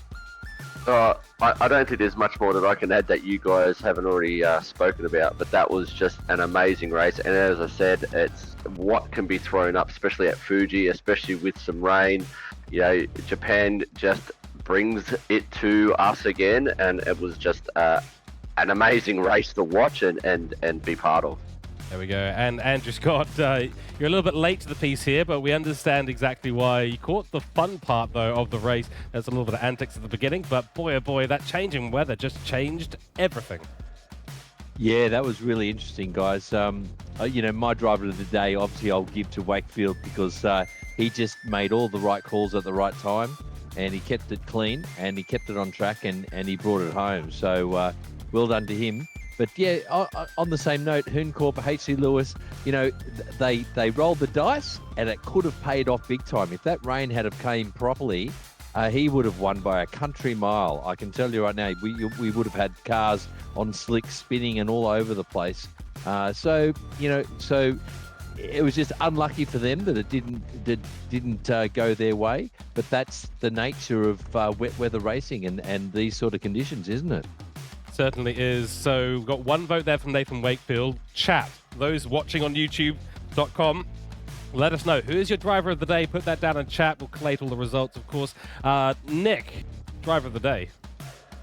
My goodness, what a list of drivers that we have for drive for the day here, whether it's going to be elites or pro class. So many up and downs with the race, but I think one man that actually put in a lot of good consistency and just kept his and just flew under the radar there, I'm going to have to give it to the pro driver and Jeremy Crow. What a race that was. Bounced back from Bathurst after what was not a great result for Black Rose Racing. For Jeremy Crow to bounce back and take the victory, definitely my driver of the day, and a very quiet one as well. As I said there, we had Glenn Mee, we had Drew Griffin, we had plenty of other pro drivers, Luke Stone as well, just throwing their names in the mix there. But we didn't talk about Jeremy Crow there, and he just delivered when he needed that most, and judged that fuel number perfectly and got the race win. And, you know, to top off the Black Rose Racing top step for the podium with his faster teammate in Nathan Wakefield. Yep, too right. Jeff, please tell us your driver of the day. I have to agree with Nick. I think Jeremy Crow. I think the way that he got himself up into position, you know, as the lead pro driver, but really mixing it up with the elite drivers at the front end of the grid, and then knowing that he is about to run out of fuel and was able to get the car across the line, but also do it at the appropriate time, so he didn't have to do an extra lap and potentially get it overtaken. I think was good work, great work by him, and he would be my vote for driver of the day. Fantastic. Okay, so my driver of the day is going to be Nathan Wakefield. That means we've got a 2-2 split here in the commentary box. Both Black Rose Racing Team drivers getting 2 votes here in the commentary box. And if you had a team of the day, I think we'd all be giving it to Black Rose Racing. So, chat, it is over to you to break the tie that we have here in the commentary box. Let us know what you think. We are going to be on a short intermission in a few moments' time, but before then, I think Jeff is going to be addressing a couple of things, some questions around driver promotions and car selection. So, Jeff, if you want to just cover a couple of things before we go on break, we'd be happy to discuss now. Well, thank you, Nick. Yeah, just a couple of questions. I think Andrew spoke about the car selection, especially for the GT3. The way that car selection worked was that for the 2023 real-life season, what GT7 gives up was a number of cars, but noting that some of the MR cars are not as competitive as some of the FR cars, we allowed 2 of the same manufacturer to be on the grid, but it was done in an order in which a team owner would give their preference until that was exhausted. So that is why you see some of the teams that might have the Audi or the Lamborghini, because initially they weren't able to get their first or second preference because it had already been chosen by a team that had finished higher up on the grid from last season. So it was sort of in a preference order or from the team standings from last season. And in relation to driver promotion and relegation, when we're talking about Dean van der Sant, yep, Dean van der Sant absolutely won the Pro-Am Championship last year, and then he was promoted into the Pro. And then what happens is that anyone who wins their division championship will move into the next champion or division for the next season, and those who finish last in that division will be relegated into the division below them. So we've seen that this season with Shane Attard, for instance, who was a pro driver who's now moved down into the Pro-Am to race for season 2. So yeah, that's the answer those questions that you had in relation to driver promotion and car selection. Fantastic. Thank you very much, Jeff. Okay, we will be back after a short break, so stay tuned. Group B action on its way to your screen, and more rain predicted at Fuji Speedway. We'll be back in a few moments' time.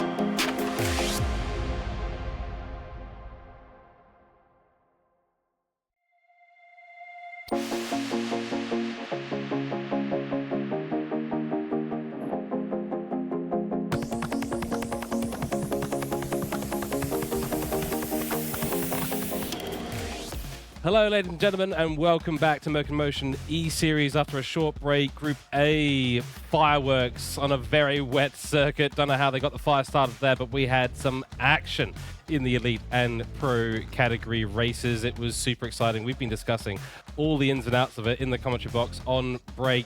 None of us really went and did anything. We just sat here and talked about it. We could probably talk about it for the next couple of hours, but we've got a lineup to continue. It's time to go and talk about Group B, which is set to hopefully provide us a similar level of action. So let's get out there. The qualifying is done, so we have the results now up. Let's take a little look. And it's Rob Jacobs on pole position for Cooke Esports. So another Cooke car, Audi, all the way up there at the top of the grid, followed by Aiden Sampson, who we were talking about a moment ago, relegated from his division after Season 1. Diffusion Race Engineering, though, he'll be happy to be back in the camp with them. Robert Rice, a late switch-in for CP Motorsports, will be on the grid and qualified himself up in P3 as a person who I know quite well. Then it's Jackson Dean for Hassel 1 Motorsport, who we saw nearly get back into P1 at Mount Panorama. Started, of course, on pole position then, not able to equal that result today at Fuji, but Jackson Dean certainly one that we're keeping a close eye on. Hassel 1 Motorsport going to be relying on his points haul if he can bring some good points in today. Mark Pacheco for Gridline Racing, also up there in the Pro-Am category. Done really well this time out for P5. Then Mitch Collin for Lightning Motorsport in P6. P7 will be Shane Attard. Astor Racing, and sorry, I've already made a couple of mistakes in this. Aiden Sampson, not who we were talking about before. It is Shane Attard who we were talking about before.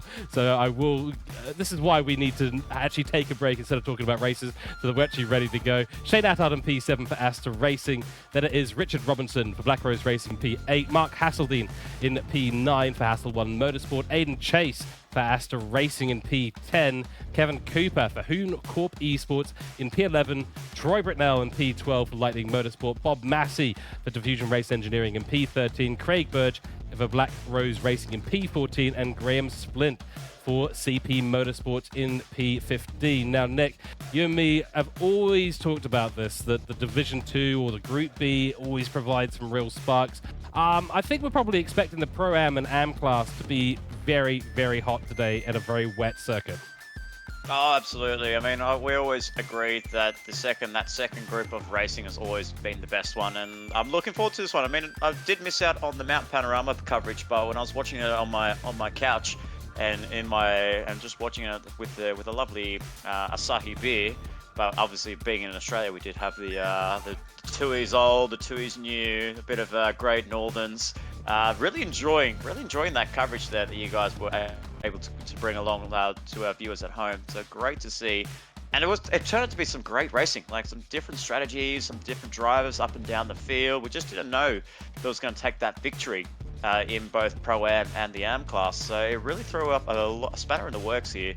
And like you said, throw in a bit of wet weather, it could get a bit spicy, it could get a little bit dicey with the front pack and the rear pack, but we'll wait and see who the actual contenders are when it comes to this championship. Exactly. Scott Dillon for CP Motorsport being replaced by Robert Rice. That's going to be an interesting one. Of course, that's for the Pro-Am split there. And I'm just trying to work out who's qualified on pole for the Am class at the moment. Maybe we can throw over to our pit lane reporter, Jeff, who's going to give us that information potentially. I don't think he's ready for my question. And fair enough, to be completely honest with you. I'll keep an eye. I think it might have been Mark Hassel. It's either Richard Robertson or Mark Hasseldine, right? Yes, I think that's right, because we've got for Black Rose Oh Racing no, Pro-Am. it'll be Mark Hasseldine, I'd say. It is Mark Hasseldine. Yes, it is. Okay, there we go. So qualifying Right, in but there it P1 for AM class is Mark Hasseldine, P9 overall. So that's all the Pro-Am drivers, I believe, mostly up ahead of the AM split drivers. Let's go to our pit lane and let's get some hot takes from Andrew and Jeff. Jeff, let's start with you. Hot take for this race. Any people you're keeping a close eye on today? I think I'll be keeping an eye on Mark Hasseldine. He's got a lot of pace. He's definitely. I think he took out. Correct me if I'm wrong. If he took out round 1, so I think he's the one to watch. And I think Kevin Cooper is a bit of a dark horse in the AM category as well. There we go. Andrew Scott, your hot take, please. Well, I'll tell you what, there's a standout here. I think there might be some seal clubbing going on today because Rob Jacobs in Lobby 2, I think he's out of position, guys. That guy is almost an elite level driver. So let's watch for him to walk away with this one, I think. But also Mark Pacheco, a teammate of mine. I'm really keen to see how he goes. I reckon he'll perform well also. There we go. Okay, very interesting hot takes. Love to see it. And yes, Rob Jacobs, I believe, was the Pro-Am category winner at Mount Panorama as well. Beat out Jackson Dean for the lead of the race by the end. So Rob Jacobs, definitely a driver in contention for being put up and promoted at the end of the season if he continues to do well in Pro-Am. Nick, let's throw to you. What's your hot take here? Oh my goodness, I'm ready. I'm strapped in. I'm just ready to go racing around here at Fuji. I mean, I wish I could be in the car right now with these drivers and just. Maybe I should be in the medical car. I think we need to have a MotorMotion E-Series medical car. So, because, man, there's going to be a lot of chaos here. But if I have to go with experience and maybe a dark horse here, I'm going to keep my eyes on the Black Rose team again, and I'm going to keep my eyes especially on Richard Robertson. He loves this track a lot. And Richard Robertson in the Pro-Am. Watch him possibly go up through the pack of the field and maybe get himself that top 5 and maybe potentially on the podium step as well. So Robertson does love this track, does love Fuji Speedway. He doesn't mind the wet weather as well, so maybe a dark horse for this race.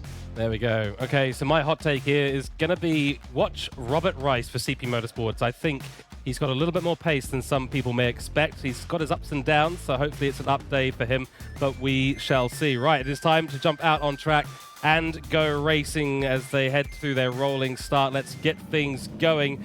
And it is, of course, Rob Jacobs leading us away. Rain already coming down very, very heavily. It's up above the 66% mark.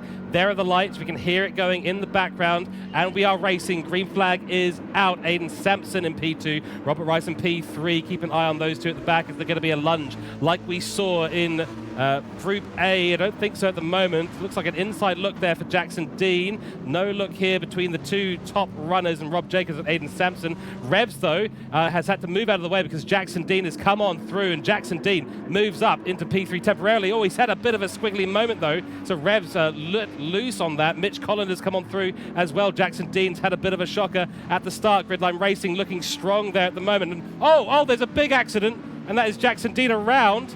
He's gone around, and Mitch Collins will continue on.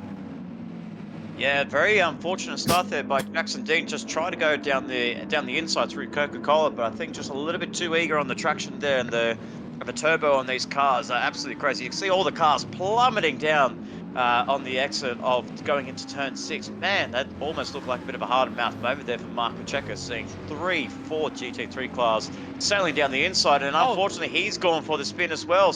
So Mark Pacheco, just like Craig Dean, these BMWs, I'll tell you what, ladies and gentlemen, they are very scary in the rain here, and that turbo and the lightness of that car can really affect you. And unfortunately for them, for both BMWs, are well down the order and with damage.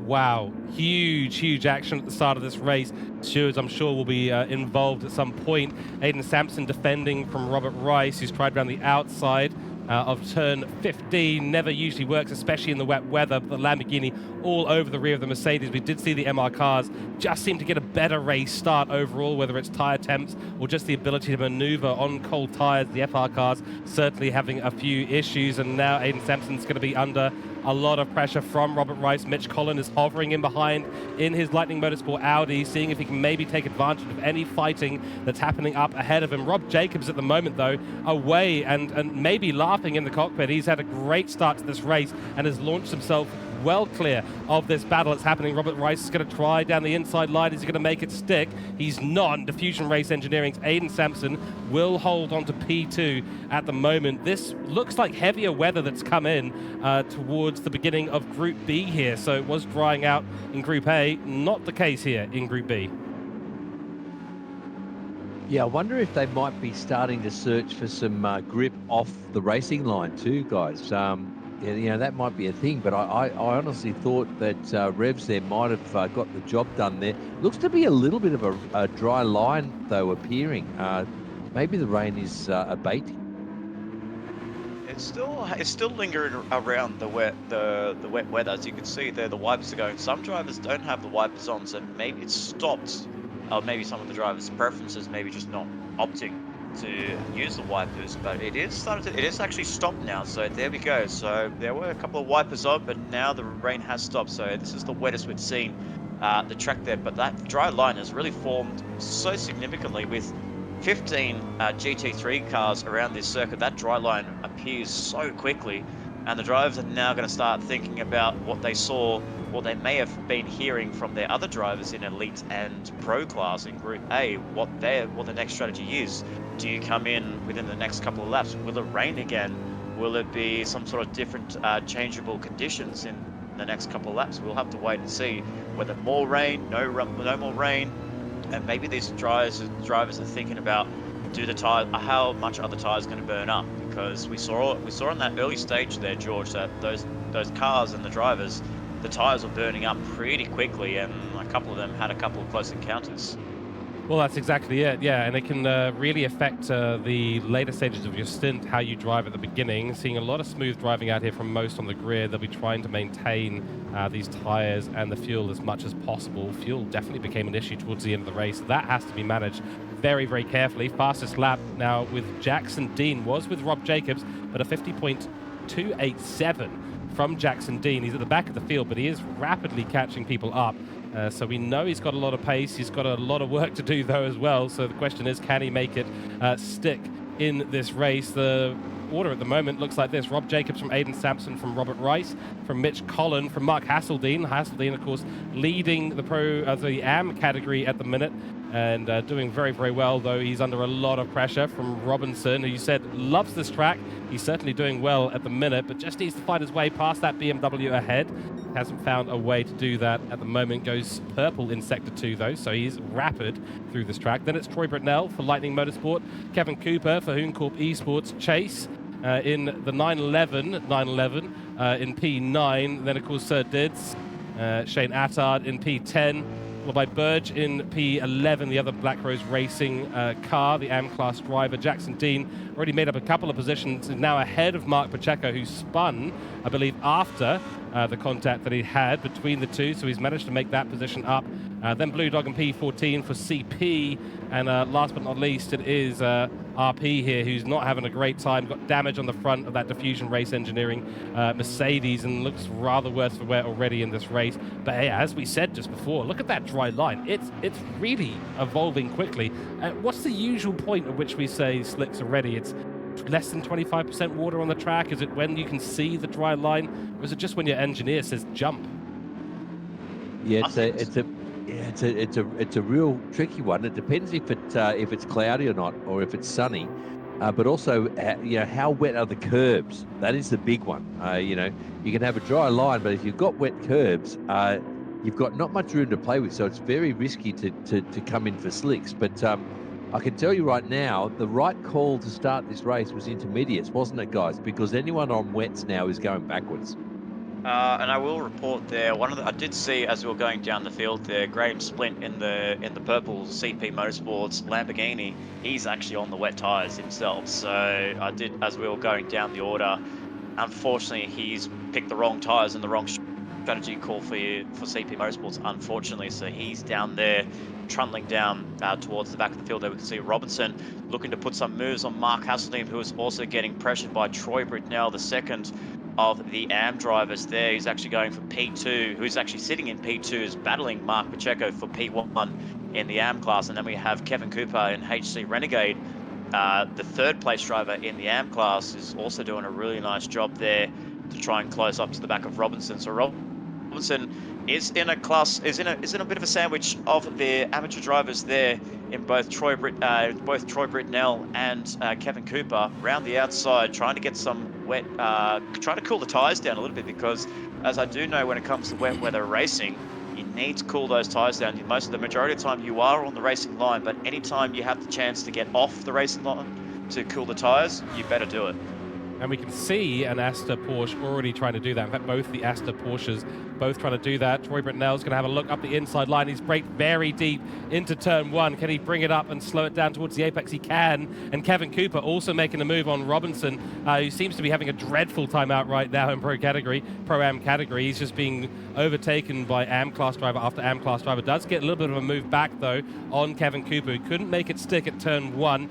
And he'll have to go again at some point, but actually he's lost a lot of time through turn 5, and now it's going to be Hasseldean's turn. Can he bring something back on Troy Britnell, who's put himself up into the lead of the AM class? A great action here in the amateur category, and brilliant stuff from all these drivers, bringing us a lot of that entertainment, which is excellent to see. And yeah, I'd be starting to worry a little bit now about the temperature of the tires and how fast things are dropping off. It is quite dry out there. And actually, I honestly think we're probably getting close to switch over to slick territory now. As Andrew did report, though, it's about the curbs, not the racing line. Yeah, and I think I'm going to sound a little bit boring here, but I want to try and go back to that move that Kevin Cooper was almost got on Robinson there. So what Kevin actually did there, he actually put the car obviously on the inside of the track, and the inside of the track is where the wet conditions are compared to the dry line. So Robinson took the normal racing line, you would say, but Kevin Cooper placed the car on the inside.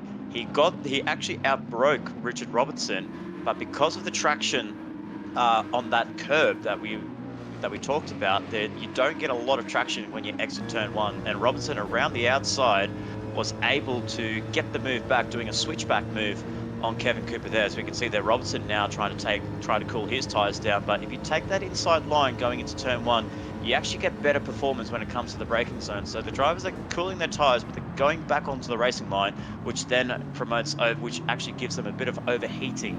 And in that sense, they're not able to get that foot down on the pedal a lot sooner, because these guys are really tentative at the moment because they're just not so sure where the grip threshold is at the moment.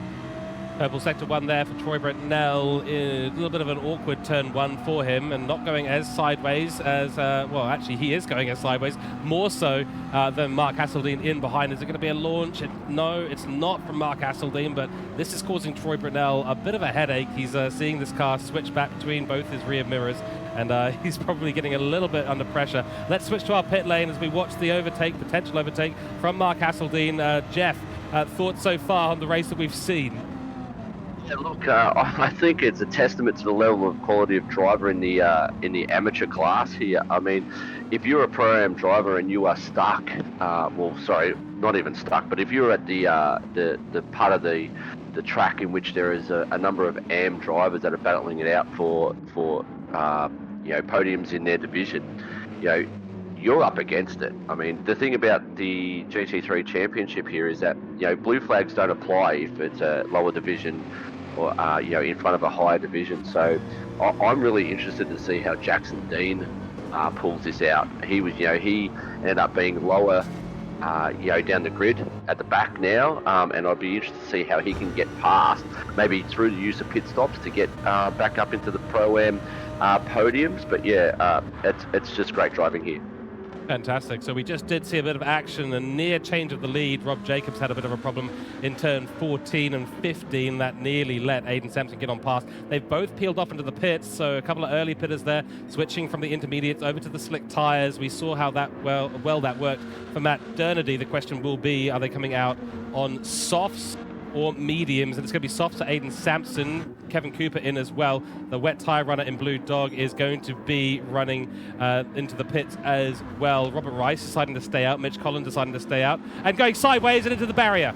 Mitch Collin into the barrier for Lightning Motorsport. Big damage on the front of the car, and he's going to have to find a safe time to switch that car back into the right direction. Does so nicely, but that's a huge number of positions lost and a lot of damage on intermediate tires that, based on some of the pit stops we've seen so far, should really be slick tires already. Andrew Scott, let's jump down to you.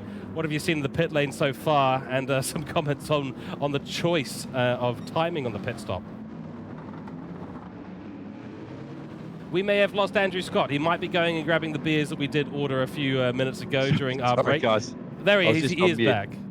Yeah. So I was just saying, some of the teams have risked the biscuit, and it seems to be paying off for them. But yeah, they've also got to think about the fuel window as well. Not just pitting for the optimal time for your lap times right now, but you got to think about, are we going to make it to the end of the race? So this is real supercomputer stuff here. This is they're going to really need some smart guys on their pit walls to make the right decisions here. And it looks like a few more peeling into the pits now. Robert Rice into the pits, and a big smack of the barrier there for Troy Britnell. Went in way too hot. That's going to be damage on his car potentially. Yes, it is. It's front and right-hand side damage for him. No. What a way to ruin your pit stop. I mean, I was just laughing off the stream here, just like loving what Robertson was doing. He was just playing with Troy Britnell, just trying to get the move done before he gets to the pit lane, just to say just a bit of bragging rights if he gets into the pit lane first. I absolutely love that kind of action there. But unfortunately there for Troy Britnell, that's the day done, unfortunately. Or as we see a car just bounce off the curb at the exit of Daichi Turn 1. And yeah, I mean, it's bit of bragging rights there, but a bit of a fun moment there. But unfortunately for Troy Britnell, unfortunately that is a race ender for him. You know, staying in the pit lane longer, fixing the damage up, and you know, just trying to fix the car up and staying in the pit lane for a few extra seconds. That's unfortunately race over for Troy Britnell. Wow, very close call there. RPM did end up in a bit of a situation. He's on the intermediate tires still. He's got the leaders of the race coming on through. Rob Jacobs has navigated that well. Had a bit of a Code Brown moment though for sure as they headed through 100R. It's going to be a little bit of a look there for RPM's teammate. Aiden Sampson wanted to come on through for Diffusion Race Engineering as soon as possible. Doesn't want to be held up by his team. I'm sure Aiden will be on the phone back to the garage saying, please, I need to get past my teammate as soon as possible. We're right there with Rob Jacobs. Got to take this advantage. Both of them on the softs. Big move up the inside there for Rob Jacobs on Burge. Again, another driver still on the intermediate tires. Surely they'll be coming in soon. Is this an opportunity for Aiden Sampson to get past? Yeah, I think it will be, because that's a very wide line for the intermediate tires. And he's been nudged. Round we go. Oh, that's an awkward place to be. He's actually done well to get off the track. Got to admit, but crikey, that's another Code Brown moment there. Yeah, unfortunately, I think what Burge was trying to do there was he was just trying to get out of the way because he knew he was going to come into the pit lane, but unfortunately, he just got caught up at the back end of RPM's wide escapade as well. So both cars running wide as they were about to come into the pit lane. But unfortunately, yeah, just contact made. And as we've seen Shane Attard staying out for another lap, and this is not what you want. He probably should have come into the pit lane on that last lap because those tires are absolutely cooked. And you can see cars just still running wide at turn 1. So is there a bit of a wind direction? There is a little slight direction in the wind. It's only 2.7 meters a second, but I think what's happened is that they're on the intermediate tires and they just cannot get any grip from those tires. So they're just slowing down very, very slowly, which is not what you want to do. You want to slow down fast. And I don't think those intermediate tires are really providing the grip or the turn that they need to be. That's exactly to the point you were making, Nick, because the pit stop window, the appropriate one, seems to have been a couple of laps ago for the most part. We're just looking at Jackson Dean. He's on the Racing Soft tires, as are both our leaders and Rob Jacobs and Aiden Sampson, who are still neck and neck in this race at the moment. So the softs being chosen mostly by the grid. I haven't seen anyone on the medium so far. Medium 1 stop, so it could be a 2 stop on the Racing Softs being the predominant strategy in Group B today. Yeah, I'm surprised that no one's taken a punt and tried the fuel saving strategy with mediums. So that would have been an opportunity, I think. But if they're all on the same strategy, this will be an all-out race to the end. I Certainly will presume. be. Do you think that's a lack of teamwork being prevalent? Do you mean with the nobody choosing the mediums? Yeah, well, like what we've seen in Group A, there was definitely medium runners that were happening or that were in that group, and we're sort of seeing the same team not applying the same strategy in Group B. Yeah, so obviously maybe a little bit of a lack of communication there with the intel, but who knows? And it's always changing, isn't it? Even though you got the same weather settings, there is a little bit of variability there. So depending on what the team saw on their radar at the time, they might have decided that the two-stop soft was the way to go. Because what happens when you go with softs right now is that you leave the option to switch onto wet tires later in the race, and you maximise your pace that way. So it's an interesting one with the weather maybe leaving the track a little bit earlier. That could also affect it. We did talk just a moment ago about managing the fuel window as well as the tyre window, with the track getting into the tyre window seemingly a little bit early for some, wanting to stay out just that little bit longer to run to where they plan to. We could still see some jump onto the mediums. Well, let's run through our grid as it stands right now and see where everyone is at in this race. Of course, our leaders at the moment still neck and neck. Rob Jacobs for Cooke Esports in the Pro-Am lead is leading us away in this race as well, followed by Aidan Sampson for Diffusion Race Engineering. Then it's Robert Rice still holding on nicely with CP Motorsports to third position. Miles away from P1 and P2 at the moment, though, so unless something happens at the top, he is going to be fighting mainly for that P3 position on the racing softs as well. Then it is Mark Hasseldine leading AM class, and he's doing a great job. Actually got Jackson Dean only a couple of positions behind him, so Gridline Racing in a good position right now. They've got a bit of a Hooncorp sandwich, because that's Kevin Cooper in between them. He's on the racing softs, has been for a lot longer than most, so he's made up a couple of positions with this strategy execution, but he will be running out of tyres sooner than others on the grid. Jackson Dean all over his rear wing now in the Pro-Am category, and setting purples in Sector 1 too. So he is going like the clappers on this recovery drive. Got turned around in lap 1, I think it was turn 1, by potentially put by Mark Pacheco. That'll be for the stewards to determine. Then it is Troy Britnell, also on the racing softs, plenty of fuel on board the Lightning Motorsport Audi in P7. Then it's Chase. There's our first medium runner for Aston Racing. So there is a medium runner out there. He's gone full fuel as well. Yep. So this could be a potential for him. But again, as he said before, weather is going to be the predominant factor in this race. Yeah, and I was going to throw it over to Ando a couple of laps ago. Obviously, when we were in that wet weather phase, like that dry phase where the drivers were actually coming to the pit lane, I was going to kind of say, like, as the tyres were kind of fading out, would you actually pit a little bit early? Would you actually pit early? Obviously, obviously the advantages of pitting early, you get on the dry tyres earlier, you warm them up a lot quicker compared to the burning mediums. But as you mentioned there, Ando, it's all about the fuel as well. Is it actually comfortable to stay out an extra couple of laps so you can actually burn that fuel down a little bit? Yes, you're going to be on some really shoddy tyres, as we saw with Shane Adder and a few others driving off at turn 1. Is it actually better to stay out and just play that fuel number to your cards, or would you actually just come into the pit lane and just try a different strategy? Would you just save some fuel, burn the fuel, and just go all for an all-out sprint in 2 stints? Yeah, well, it is somewhat the safer option to stay out, because as long as your intermediates are not completely shot, you can circulate safely. But I don't know, it's like warm inters on a drying track or cold softs on a drying track. Who knows which one's sketchier? Like they're both risky propositions, if you ask me. Yeah, absolutely.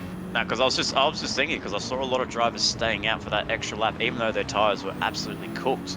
But I think they might be just playing it to that fuel number that you're talking about to get to about 28, 29 laps.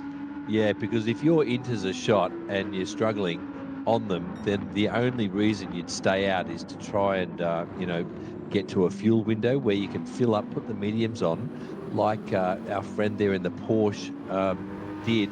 And I think he's one to watch till the end of this race, because I don't think he's going to need to pit again. Yeah, absolutely. And I think as well, we'd seen that we now see the top 8 on the racing soft. Obviously, the first one is Aiden Chase in the 911 Porsche 911 Asta Racing CP Motorsports entry. So keep an eye on him because we did see a lot of medium drivers in that Group A lobbies. We see Jackson Dean makes the move on Kevin Cooper through Panasonic, and a really nice move there as well. It's an inviting corner there, George, at turn 16. A lot of cars throw themselves inside and down the inside line, but it is a very unorthodox line that you have to take to get that perfect run on pit straight. Yep, as the Kung Fu Panda does say, don't tempt me. And unfortunately, Jackson Dean, he got tempted into that. It is one of those ones that just compromises you on the exit, and this is exactly the result, is that the other driver then has the opportunity on the inside line. They'll have the slipstream, and actually that's moved back there for Kevin Cooper. Really nice overtake to go back on Jackson Dean, who made a nice overtake on him. But yeah, compromising yourself at Panasonic has some repercussions unless you know you've got a slipstream ahead of you, a way to maintain the pace, or you make a really opportunistic move and 100R on the inside line. Jackson Dean Wow. and the BMW, that is stunning work there through the book of overtaking at Kevin Cooper. Said, no, you know what, mate, I might not have made that first one stick, but I'm going to make this one stick. Here's some super glue. Absolutely fantastic stuff and really brave on the inside line. They got the grass too to be careful of, though. That was very, very risky, but boy, oh boy, what a spectacle to be seen. And yes, I agree that Chase is going to be one to watch. The medium runner could be coming back his way towards the end of the race. It also allows you to run a little bit longer in case there is that weather towards the end of the race. The racing soft guys, there might be like a splash of rain right at the end of this race, in which case if you've already done your second stop onto slick tires, you're suddenly in trouble. You're locked into that strategy, whereas the medium runner potentially has a little bit more choice in that. That said, got to drive pretty quick because those racing soft guys are going to be putting time on you. I'm going to say from the perspective of, I'm going to fight here for the AM drivers. I think that was great racing between Jackson and Kevin Cooper there. And I think, when we look at the leaderboard, and someone's gone around. That's Pacheco. Mark Pacheco. Oh, And so, unfortunately, Gridline's day is just going from bad to worse from both Group A and Group B. So, obviously, no Dan Wood in the elite class in Group A and Glenn Mead in Big Bruce Shark, unfortunately, with the strategy blunder. And now Mark Pacheco in the Pro-Am is not really doing himself any favors at all. So, this is a horrible day for Gridline Racing here at Fuji Speedway. Maybe some tensions with the team boss in Scott Taylor and some of the disgruntled drivers. We're not so sure. Yeah, we'll find out on some news throughout the week on the MotorMotion E-Series website or the Facebook pages. But just some tough times ahead for Gridline, and unfortunately, this round where they lost their full-time driver in Ando Scott and replaced him with Dan Wood, obviously taking a miraculous victory in the elite class and some great wins for Mark Pacheco in the Pro-Am. Unfortunately, just a couple of mistakes being made by these drivers here tonight. Yeah, it is an awkward thing to deal with. That said, it is a long, long season. We're only in round 2. We've got round 3, Suzuka. Then we're into Lagos on the 5th of November, 12th of November, Road Atlanta. Then we're going to Willow Springs International Speedway, which I know that Andrew Scott is very, very keen to go to because he gets to go back to the... What was it called, Andrew? What's that corner? the Budweiser balcony. Budweiser balcony at the top of the hill. Yeah, I love it. Because he gets to spend all race there, and they have beer on tap.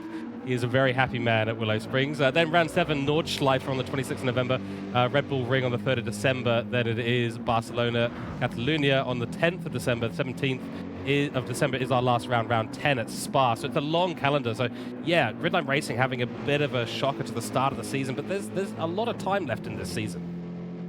I think from the perspective of Ando and myself, Endo, contracted this year as a Gridline driver. I'm part of the Gridline team as well, but not able to race this season due to work commitments. And Gridline were at second last season. They were second after round 1. I think it'd be interesting to see how they pull up after this round. But I don't think. I think from the perspective that there are a lot of strong teams here now. Hasseldine Motorsport absolutely crushing it in the first 2 rounds, in the first round. So it'll be interesting to see how they come out after this.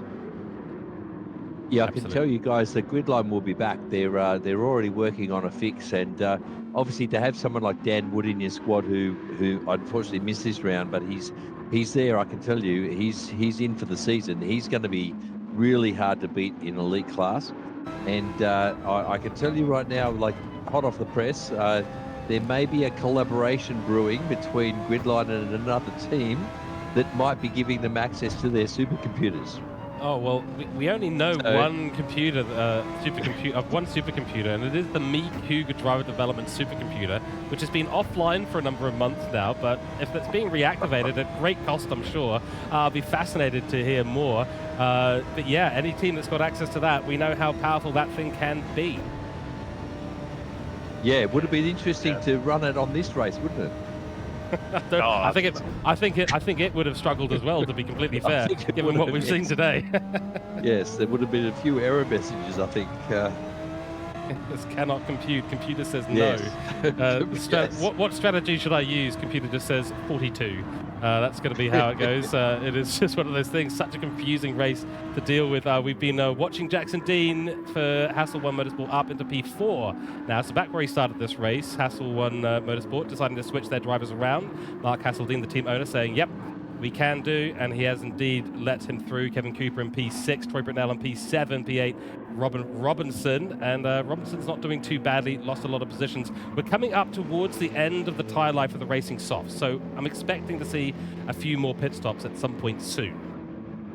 Yeah, definitely a few more pit stops along the way, but obviously with Aiden Chase down in P10, he's about to catch up to RPM rather. I'm thinking about Wee Man from Jackass, but I actually thought the exact same thing. I know. Yep, we can forgive that one. yeah, exactly. So unfortunately, he's just down there in 10th place, but he's not making any inroads on the diffusion race engineering AMG Mercedes. So I mean, and all the drivers ahead of him, as we say that, obviously we see the AMG is actually on the racing mediums. Apologies there. So he's actually one of the first runners on the racing mediums, but they're not really making any inroads on the soft tires. Obviously, the compound difference is a massive factor around here. But as these guys come into the pit lane for that second stop, will they make the jump on the drivers ahead? I'm just not so sure. Obviously, definitely not the top three, but where their competitors are, I'm not really 100% sure. So it worked in Group A with the elites and pro drivers, but I feel like with this field that is very well spread out, it's going to be close quarters. And I do want to say that it looks like RPM did not refuel properly, certainly not fuel saving, so I don't think he's intending on the one stop. He has put on the racing mediums, which might have been a small mistake from them. He's not got the fuel to make it to the end of the race, as opposed to Chase for Astor Racing, who does. Kevin Cooper in the pits already, so he's our first runner. His tyres were dead. Ran at least one more lap than most out there. Let's see how the pit lane exit is. Looks pretty safe and stable and dry at the moment, which is good. Puts in enough fuel for the end of the race. 20 minutes to go now.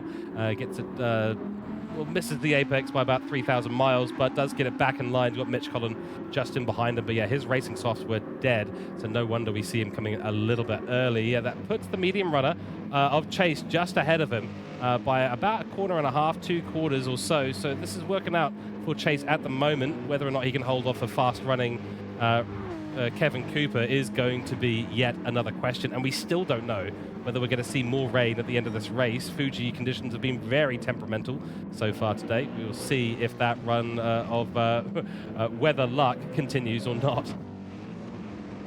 Absolutely there. So it is Rob Jacobs, Aiden Sampson, and Robert Rice, your top three. So the leaders of the Pro-Am class occupying the top 4 of the position, with Jackson Dean on the recovery drive in P4. Then the leader of the amateur class, Mark Hasseldean, behind his teammate, his faster teammate in Jackson Dean. Then Troy Britnell, after what was a bit of a mistake there that he had coming into the pit lane, battling Richard Robertson, is down in P2 in class, but 6 overall. Then Robinson 4th in class, leading up into on the pit straight there for the Black Rose Racing. So a very strong day for Black Rose Racing, with both elite and pro getting the victories in Group A and Robinson holding on to P4. Then it's Aiden Chase for the amateur class, 3rd in class at the moment, and then RPM in 9th place, I believe, for one of the Pro-Am drivers in RPM. So he's doing a really good job there. Actually, amateur class rather, apologies there. And then we've got Kevin Cooper down in 5th place of amateur class. So he's battling to try and get himself back up towards the front, but he's on the fresh soft compound tyres, so he's going to be putting on some really good qualifying laps for the last 10 laps of this race. And then it's Mitch Collin down in P11. A little bit of a disappointing race there for Mitch Collin. He was hoping for a little bit better for the Lightning Motorsports Audi R8, but unfortunately a couple of spins next to his name, especially in that transition from wet to dry, really dampened his effects to moving up towards the front. And then Mark Pacheco, very unfortunate race for Mark Pacheco. What could have been for Gridline Racing if he kept it on the black stuff, and unfortunately down in P12. Shane Addard as well. Bit of a race to forget for Asta Racing, unfortunately. It just really hasn't been anywhere amongst the competitors, unfortunately.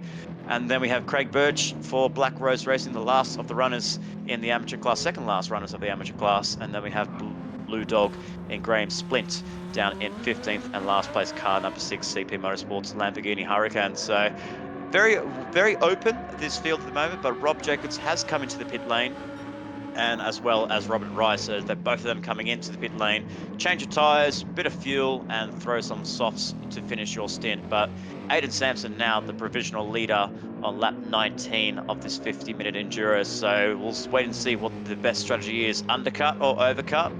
We'll find out in due time. We certainly will. Yes, Aiden Sampson doing well this race so far. Wasn't really able to hold on to Rob Jacobs too much, but has been holding on nicely over the course of the race overall. This, of course, elevates Mark Hasseldine into P2 for now. Rob Jacobs comes out in P3, Rebs in P4. Chase up into P5 in this race, but he's going to have a fast-running Hasselblad Motorsport Jackson Dean in P6, so expect that to change. I think Jackson had to put a little bit more fuel in the car as well, just to make it round the last sort of 17 minutes in this race. Not far to go at the moment. I'd be surprised if we didn't see a pit stop from Aiden Sampson very, very soon. And as we do, I think he'll be filtering into the pit lane. And speaking of the pit lane, it's time to get a couple of hot takes from Andrew Scott and Jeff. Andrew, let's start with you, and then we'll head over to Jeff. Yeah, it looks like Aiden Sampson's done a really good job here. His last lap time was a 41.3, which was within about 6/10 of his best lap. So I think he's got the pit strategy just right here, but it's yet to be seen whether it will make any inroads on Rob Jacobs, who's had pretty much the perfect race so far. And we see Hasseldine coming in as well. His lap times have been very consistent and fast as well. So these guys might be able to make some inroads here on Jacobs. Yeah, Let's consistent and fast, but unfortunately the fuel number says otherwise. He's come in with 2% fuel compared to what we saw with Aiden Sampson, which was around about 22%. So we saw that he was setting some not purple laps, some personal bests rather. 40.6 as one of his fastest, but you could definitely tell he's really using that fuel to his advantage and really just trying to burn and make that car as light as possible. But now he's got Aiden Chase is now the leader of the amateur class there. We can see there the Asta Porsche 911 there. So we have to remind our viewers, he's on the medium tyres and he's got the fuel to the end here. So strap yourselves in, ladies and gentlemen. This could be a very good race towards the end to round up the amateur class for the battle for P1 with Aiden Chase in the Asta Motorsports Porsche 911 versus Mark Hasseldine on fresh softs and a low tank of fuel. This is going to get spicy. A lot of potential in the Asta Racing lineup. They nearly had it at Mount Panorama in the Elite and Pro categories. It just got away from them slightly, and a lot of potential here as well in the Pro-Am and Am categories too. Let's throw it down to Jeff and get your thoughts as well. Yeah, I think what we've got to realise here is that Asta is the former Scarborough Motorsport that won the GT3 team's title last season, so they are a very good outfit, so they are definitely one to watch. Asta, with the team owners of Dylan Scarborough and Shane Attard, are definitely a team to watch, and everyone will be trying to beat. What I also want to probably talk about is the fact of how well the AM class is driving. We've seen very respectful racing, and they're right up at the front of the grid. It's been excellent to watch. Absolutely agreed. Yeah, the AM class, it's our up and comers, it's our newcomers. But there are a lot of drivers in AM class that do really, really well, and to see them performing in amongst the Pro-Ams is absolutely fantastic, because the Pro-Am category, even though it is the third division that we have here I tell you, the Pro-Am category is spicy. A lot of great drivers in there this season, and that's an overtake there for Jackson Dean on Chase. So the medium runner slightly falling back. Now the question is, can he hold off Mark Hasseldine? Mark Hasseldine has done his second stop on the racing softs now once again, so he will be quick.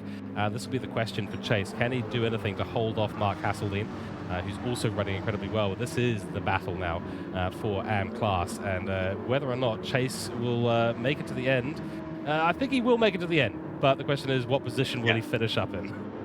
Yeah, absolutely, and I think they've got a good gap over Kevin Cooper in HC Renegade as well. So even if Aiden loses his position to Mark, you know, he could still hold his head up high for a P2 finish because he was the only driver that was on the medium tyres who's actually staying out on those medium tyres. So kudos to him.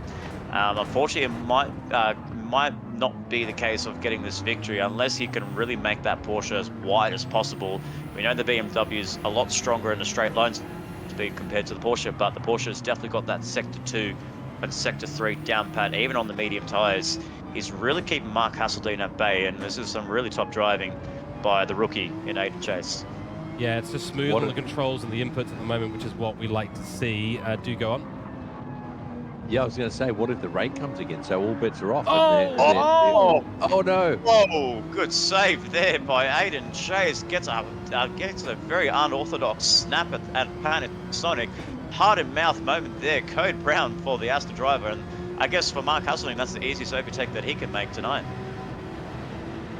Yeah, that was a shame because I was looking forward to a good battle there. But I was going to say, if the rain comes again, then all bets are off. So it would have been a masterstroke from Chase, but we didn't get to see it. I think Hasseldine's going to drive off into the distance here now. Yeah, I think that is going to be the case. Soft tyres, of course, versus the mediums and fuel saving. Just trying to recover from that. I mean, Aiden must be his heart rate must be up from that. But even from the comm box, that was absolutely scary there, and what a save that was. Well, and luckily we were on board at the time, so we saw the reaction time from Aiden Chase. It was really, really onto it. He knew exactly what to do.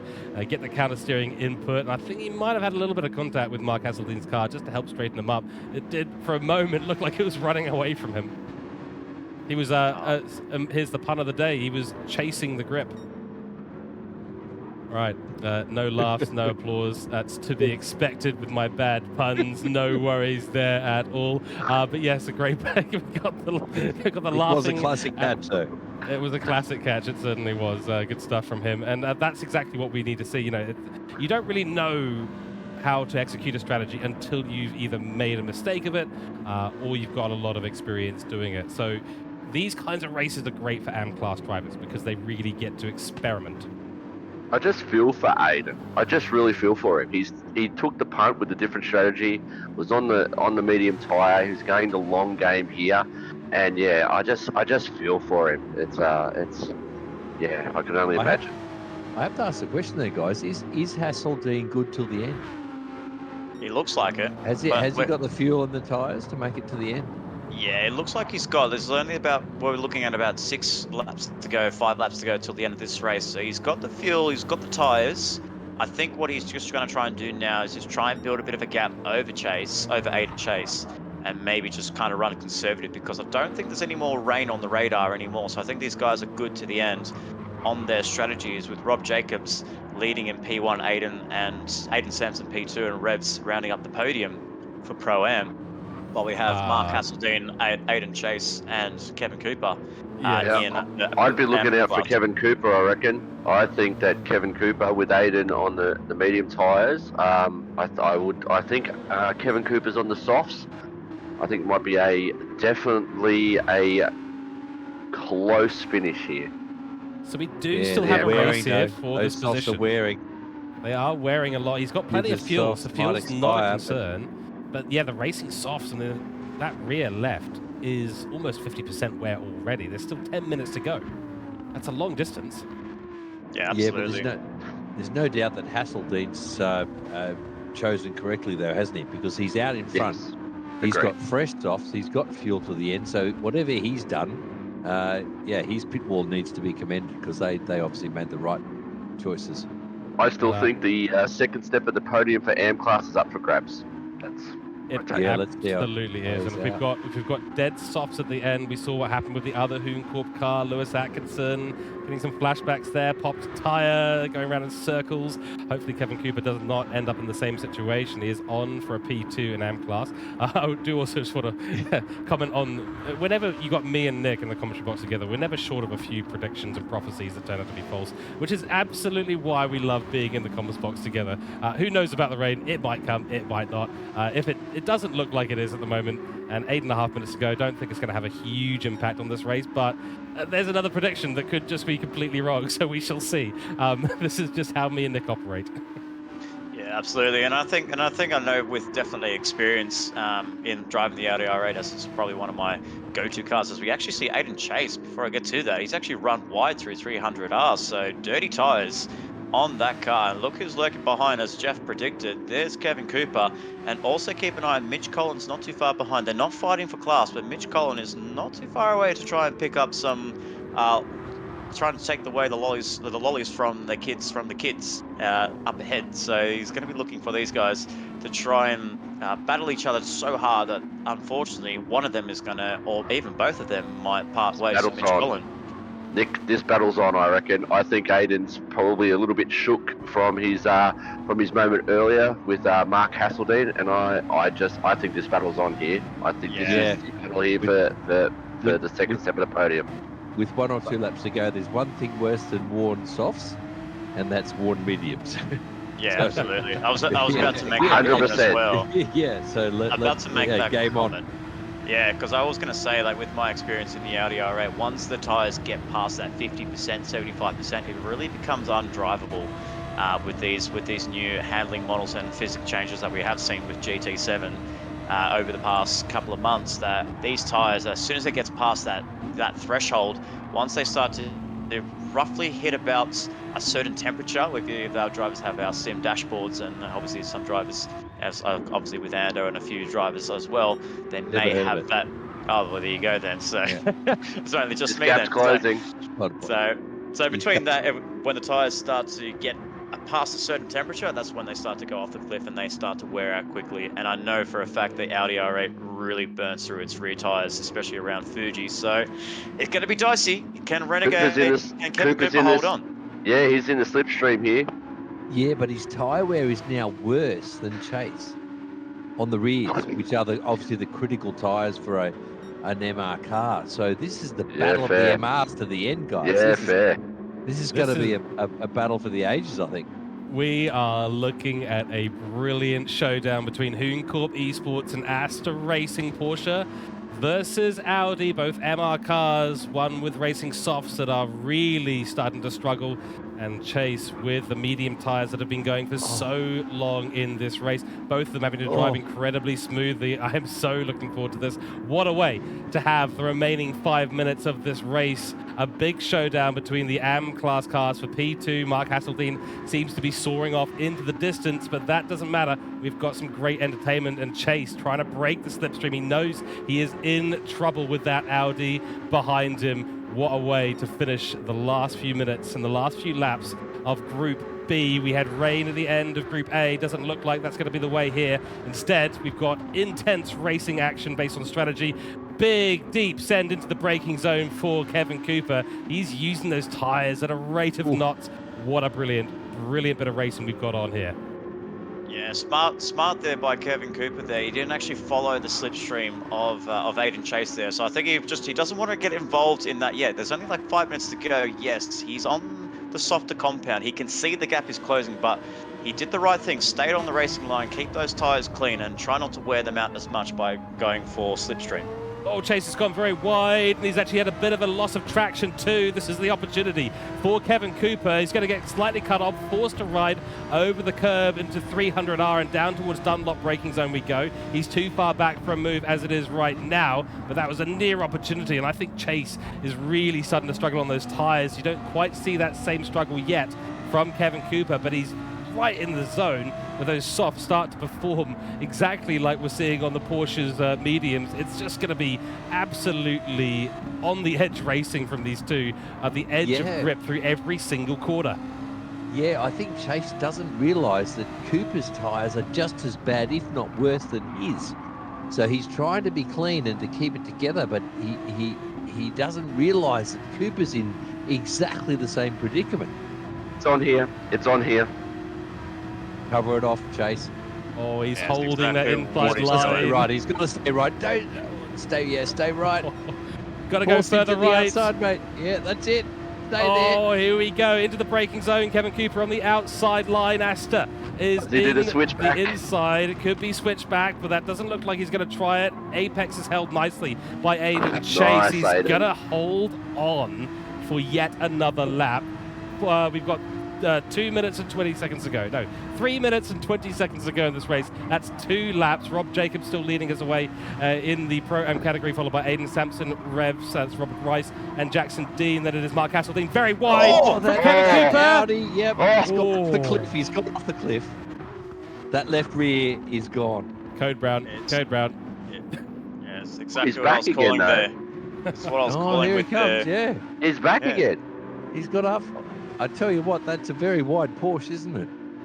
Absolutely. He's creating a lot of aero wash coming off that Porsche for sure, and that's inviting the likes of Mitch Collin and Richard Robertson to come to this battle pack as quickly as possible. So these guys duking it out for P2, while down the back there, they're duking it out for P5 in the Pro-Am class with Mitch Collin ahead of Richard Robertson. But we cannot take our eyes off there. Aiden is just losing the car, but he's got such great car control. Runs it wide at turn 14, at turn 15 rather.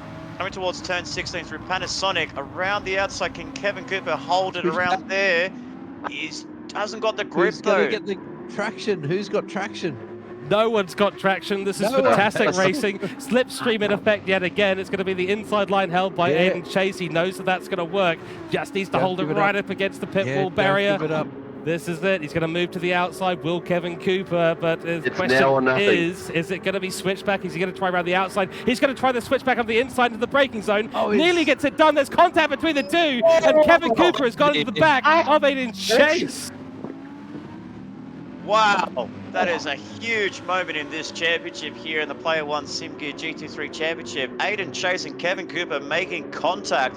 It was brewing, ladies and gentlemen. We saw the battle pack that was brewing between these two drivers, and unfortunately what was trying to be a fake left, fake right move for Renegade, unfortunately just got caught up in that, and the gap closed and it just locked the rear tires and plummeting that Asta Porsche. But thankfully no drivers have damage, but they have a bit of sore heads with that and a little bit of heat in the moment from both of them. Oh, it does not cool down though at all, because the race is back on between these two. Those two drivers that got on through, both Pro-Am drivers, that's Colin and Robinson, that's still on between Chase and Kevin Cooper. And I think neither of them somehow miraculously are holding any damage. There's no damage on either car, and there will be now a slipstream for Aiden Chase to hold into as we head towards the last lap of this race. Rob Jacobs is on that final lap now, and what a battle, and commiserations that it came to a bit of contact there. A huge double switchback from Kevin Cooper, and the attempt to do it in the braking zone, covered off by Aiden Chase, caused contact between the two. A bit of a moment there for Aiden Chase, and let's let Kevin Cooper get on through, but he's going to be compromised into Panasonic. Yes, he is. Big slipstream now chance for Aiden Chase, but that is Kevin Cooper up into P2 of AM class. This is brilliant stuff. And then you've got Mitch Collin and Robinson going for it as well. That's for that 5th in the Pro-Am class. Brilliant, brilliant work. What can Aiden Chase do now? Look at this Nels action just behind here as with well. T. Weather update, guys. I think the red mist has descended upon Mount Fuji. Oh, big send, Aiden Chase. He's going to miss the apex by a mile and a half, Oh. and that's going to be race over between those two. Kevin Cooper solidifies his position. Mark Pacheco takes the checkered flag in P11. That's going to be another position loss for Aiden Chase. He was stoic through that last stint. A huge attempt at the medium running strategy, held on so well from Kevin Cooper, but just got it all wrong into turn 1 on the last lap of this race, and it is all over. Wow. Rob Jacobs for Hooncorp Esports will take the checkered flag. Look at the state of the softs. He's got nothing in the tank at all, but that's a race well done by Rob Jacobs, and Hooncorp will take the Pro-Am victory and overall race win in Group B. I'm out of breath. It's time for someone to take over. We'll get to the results at Well some point done. soon. Absolutely incredible. That was a, Absolutely. that was a pretty close finish at the front. Sorry to take over from you there, George, but yeah, it was such an exciting battle there between the middle markers. We missed that race at the front there. Looked pretty close. Jackson Dean in 4th. What did I say? Jackson Nice. Dean doing a good job there. Mark Hasseldine takes the victory in the amateur class. Richard Robinson crosses the line, 5th place in Pro-Am, but you've got to give your hats off to Kevin Cooper after what was a stunning battle, a miraculous battle. Bit of heat there a couple of laps ago with the two drivers going to hammer and tong, and unfortunately for Chase, that ended up in P3. And Kevin Cooper, take a bow for Hooncorp Yeah. Esports, a redemption drive for Cooper for Hooncorp. After a couple of moments there in the Group A lobby, Collins out of fuel. he's run out of fuel there. I did see there on the last lap he was trundling down the pit straight on the previous lap, just on fuel map 6, but unfortunately now he's out. He's going to round up in P10 overall, but my goodness, gentlemen, that was a race and a half there. I think that's definitely contention of race of the season for Lobby B. What we've missed there is absolutely Troy Britnell coming in 3rd for AM. Yes, that is actually very true. Yeah, very good pickup there, Jeff. We did not see that as we go through the results there. So we have our results, official results made by the racing stewards here at MotorMotion E-Series. It is Rob Jacobs, Aiden Sampson, and Robert Rice that takes out the podium for Pro-Am. So a very strong win there for Rob Jacobs, getting his first in season 2024 for season 2 of the Player One Sim Gear. And then it's Mark Hasseldine in position 1 for the amateur class, with Kevin Cooper, a stunning performance by Kevin Cooper. And then as we heard by Jeff, it is Troy Britnell that rounds up in 3rd place. And unfortunately, Aiden Chase from 2nd to 4th in 2 laps. Wow, that is very unlucky there. As I round up the rest of the field, Mitch Collin rounds up the top 10. He's going to be in 6th place in class. Then we have, 5th place in class, Mark Pacheco in 6th in the Pro-Am. Bob Massey for Diffusion Race Engineering. That's the name that we were looking for. Bob Massey in RPM rounds up in 5th place for amateur class. Shane Addard, unfortunately, the last of the runners in amateur. A day to forget for him, unfortunately, not the race that he wanted. Then Craig Burge, Craig Splint, and Wade Rushton, the only DNS here. But gentlemen, I need to have a lie down. I need to cool down, because what a race! I mean, if it keeps raining here at Fuji, I might stand outside on the middle of the racetrack. Absolutely, that's a good idea. Let's talk driver of the day and get the hot take for the race. So let's go around the room. Everyone in chat, I hope you've enjoyed that race. What an absolutely brilliant bit of racing we've had.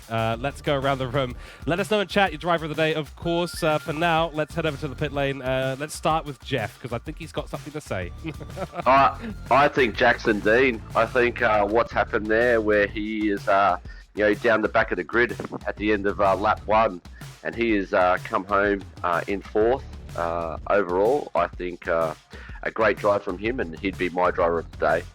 There we go. Let's go to Andrew Scott. Your driver of the day, please, and a hot take.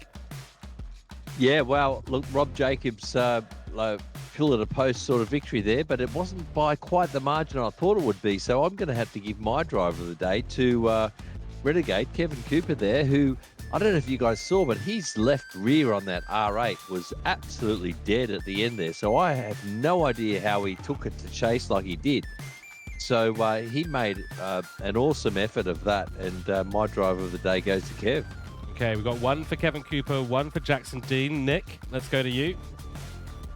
You're going to hate me, boys. I think I'm going to have to throw another name in the works there. So while we did see some great racing by all the drivers here, I still have to give commemorations there to the Astor driver in Aiden Chase. Like, yes, he was on the medium tires. He did run that one-stop strategy. He almost held on to P2 there. Obviously, that great battle, that great defensive driving that he showed against Kevin Cooper. That's some really top driving there. And as broadcasted, these guys are in the AM class, and they're displaying driver etiquette throughout the whole stint. Unfortunately, on the last lap, maybe got a little bit too heated by making a very ambitious move on very worn tires, on worn medium tires. Made a little bit too ambitious move on that last lap, but overall, I think he can really hold his head up high, and it was definitely a driver I was looking out for when everyone else came in for the second pit stop. So my driver of the day, despite finishing outside the podium, goes to Aiden Chase for Astor Racing.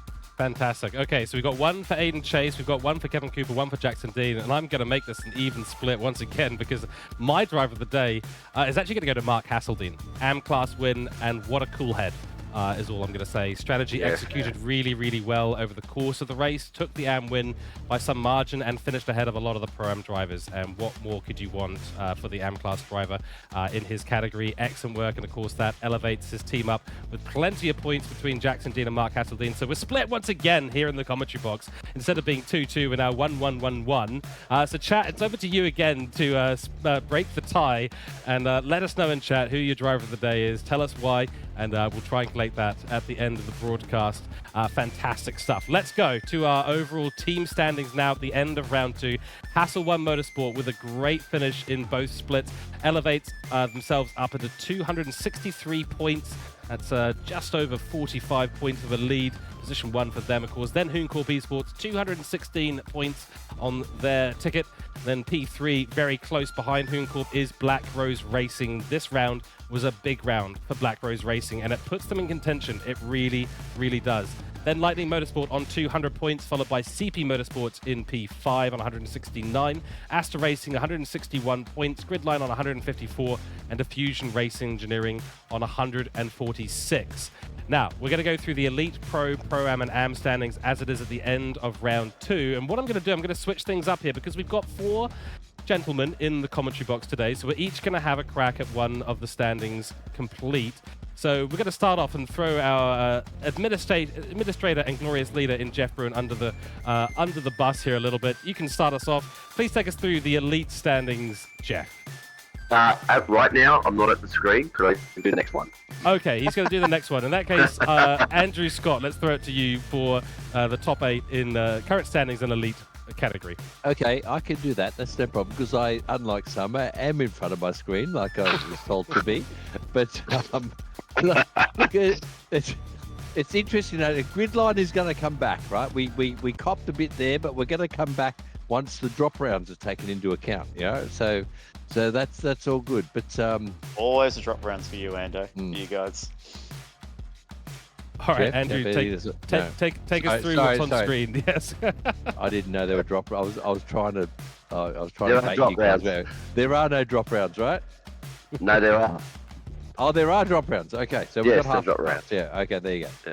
So the other thing I was going to say is some new names, guys, with the league. So, Jeff, you must be pleased with that, right? Some new names coming. It's always good to have new drivers and new talent coming in. So, one of which here is Nathan Wakefield, Black Rose Racing, who's leading his division, which is the Elite one, which is the good one, no doubt. And Dernity, he's been around for a couple of seasons now. That guy's got some talent. I can tell you right now, I race him toe-to-toe in some other leagues on other nights of the week, and that guy is quick. Lewis Atkinson, stalwart of the league, and a very quick guy in 3rd on 50 points.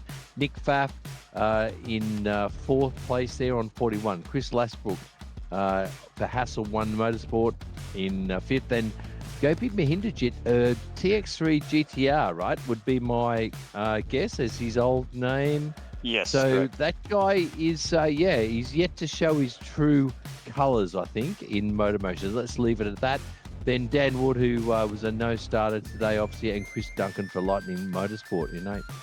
There we go. Thank you very much, Andrew Scott. I think Jeff's ready now, maybe. I am.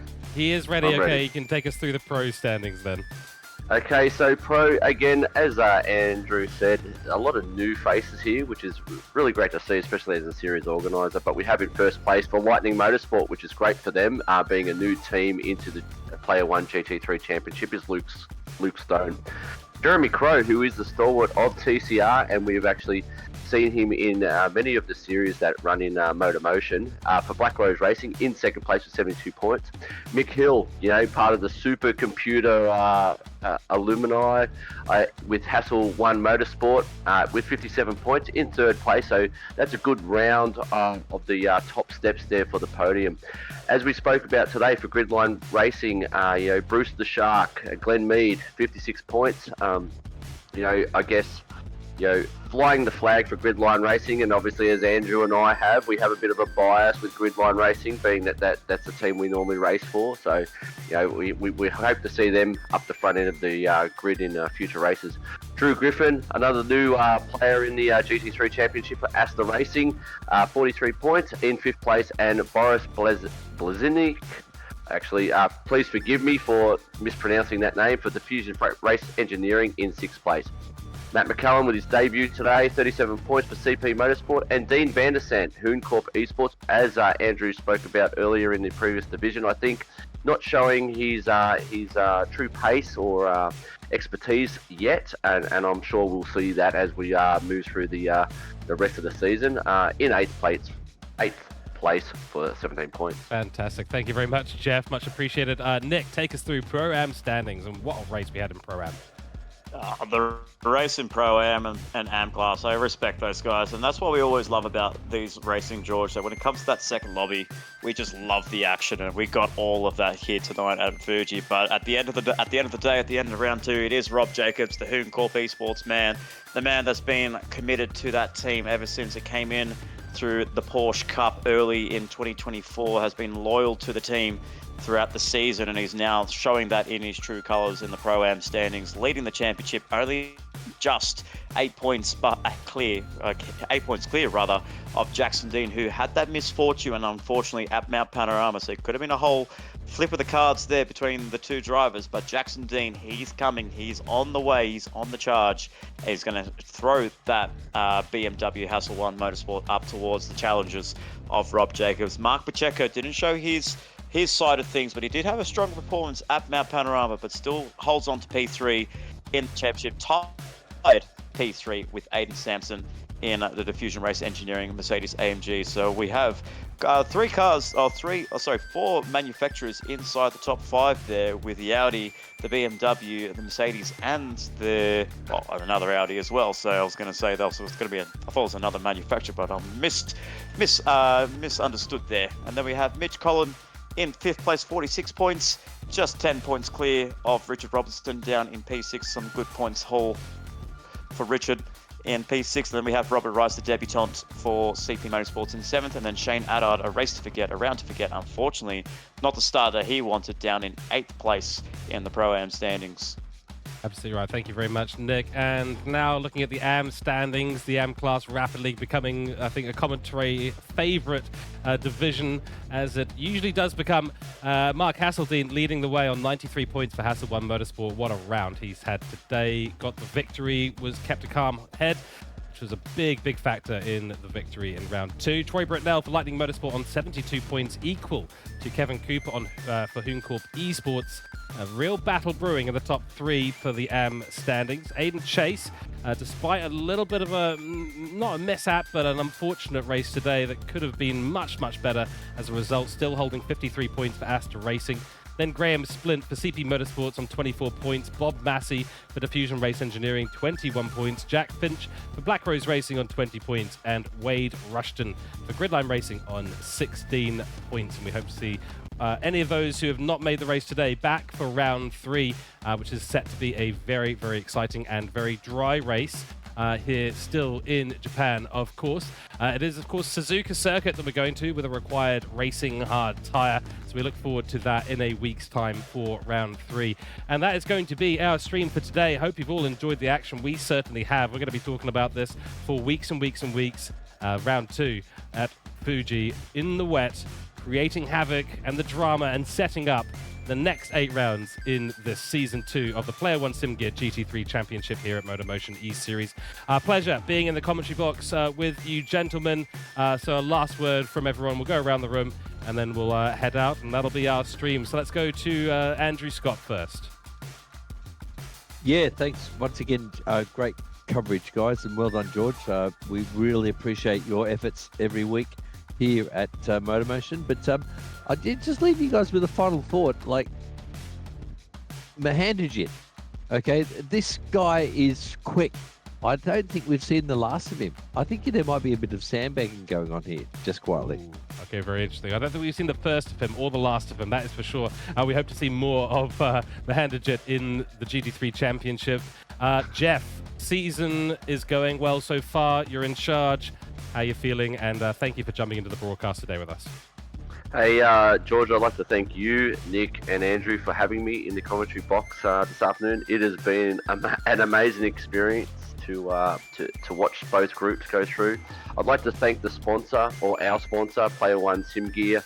They have sponsored this series since its inception, and there'll be prizes that will come out of this as a result of the championship titles. But I'd like to thank Neil at Player One Sim Gear for the sponsorship of this series, and also I'd like to thank everyone that's participated and is driving.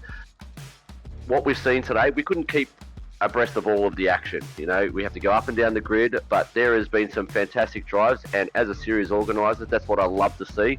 What we see manifest in the broadcast is something that I just absolutely love. So I want to thank each and every one of you for participating and broadcasting this GT3 championship. So thanks. Brilliant. I think everyone should be thanking Jeff Bruin as well, all the hard work that goes on in the background to organize such a brilliant series. So big thank you to yourself, Jeff, as well. Absolutely. So Nick, let's talk, mate, because what a round. We love our Pro-Am and AM class championship, don't we? Oh, we love this series. I mean, if I had to pick a series that I want to be a part of, it's definitely the GT3 championship. That is the Lobby A and Lobby B. So while we're seeing a lot of action in the Pro-Am and the AM class, and it feels like that anyone in those lobbies can win a race, but I definitely want to be keeping my eyes on that Lobby A, the Elite and Pro class. I think we, like Ando said, we haven't seen the best of some of the drivers just yet. Some drivers haven't thrown their cards yet.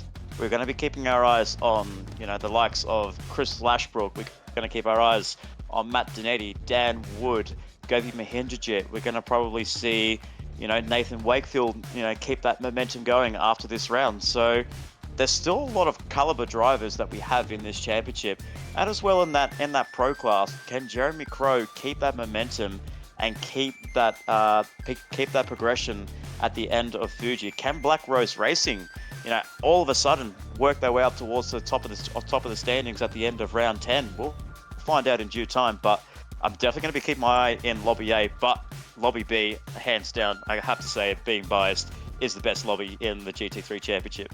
Oh, there we go. All right, well, thank you very much, Nick Pautasso, Andrew Scott, and Jeff Bruin. Jeff, you're more than welcome to the commentary box any time that you'd like to be. But thank you all, gentlemen. It has been a pleasure. Thank you, everyone in chat on YouTube, for jumping in for today's stream. My name is George Cooke, and that was Season 2, Round 2 of the Player One Sim Gear GT3 Championship at MotorMotion E-Series. We will see you back here in 1 week's time, same place. Suzuka Circuit. Is time to go racing in the dry. See what these players and drivers can pull out of their hat. It's going to be an exciting round. My name is George Cooke, and we will see you next time for round 3.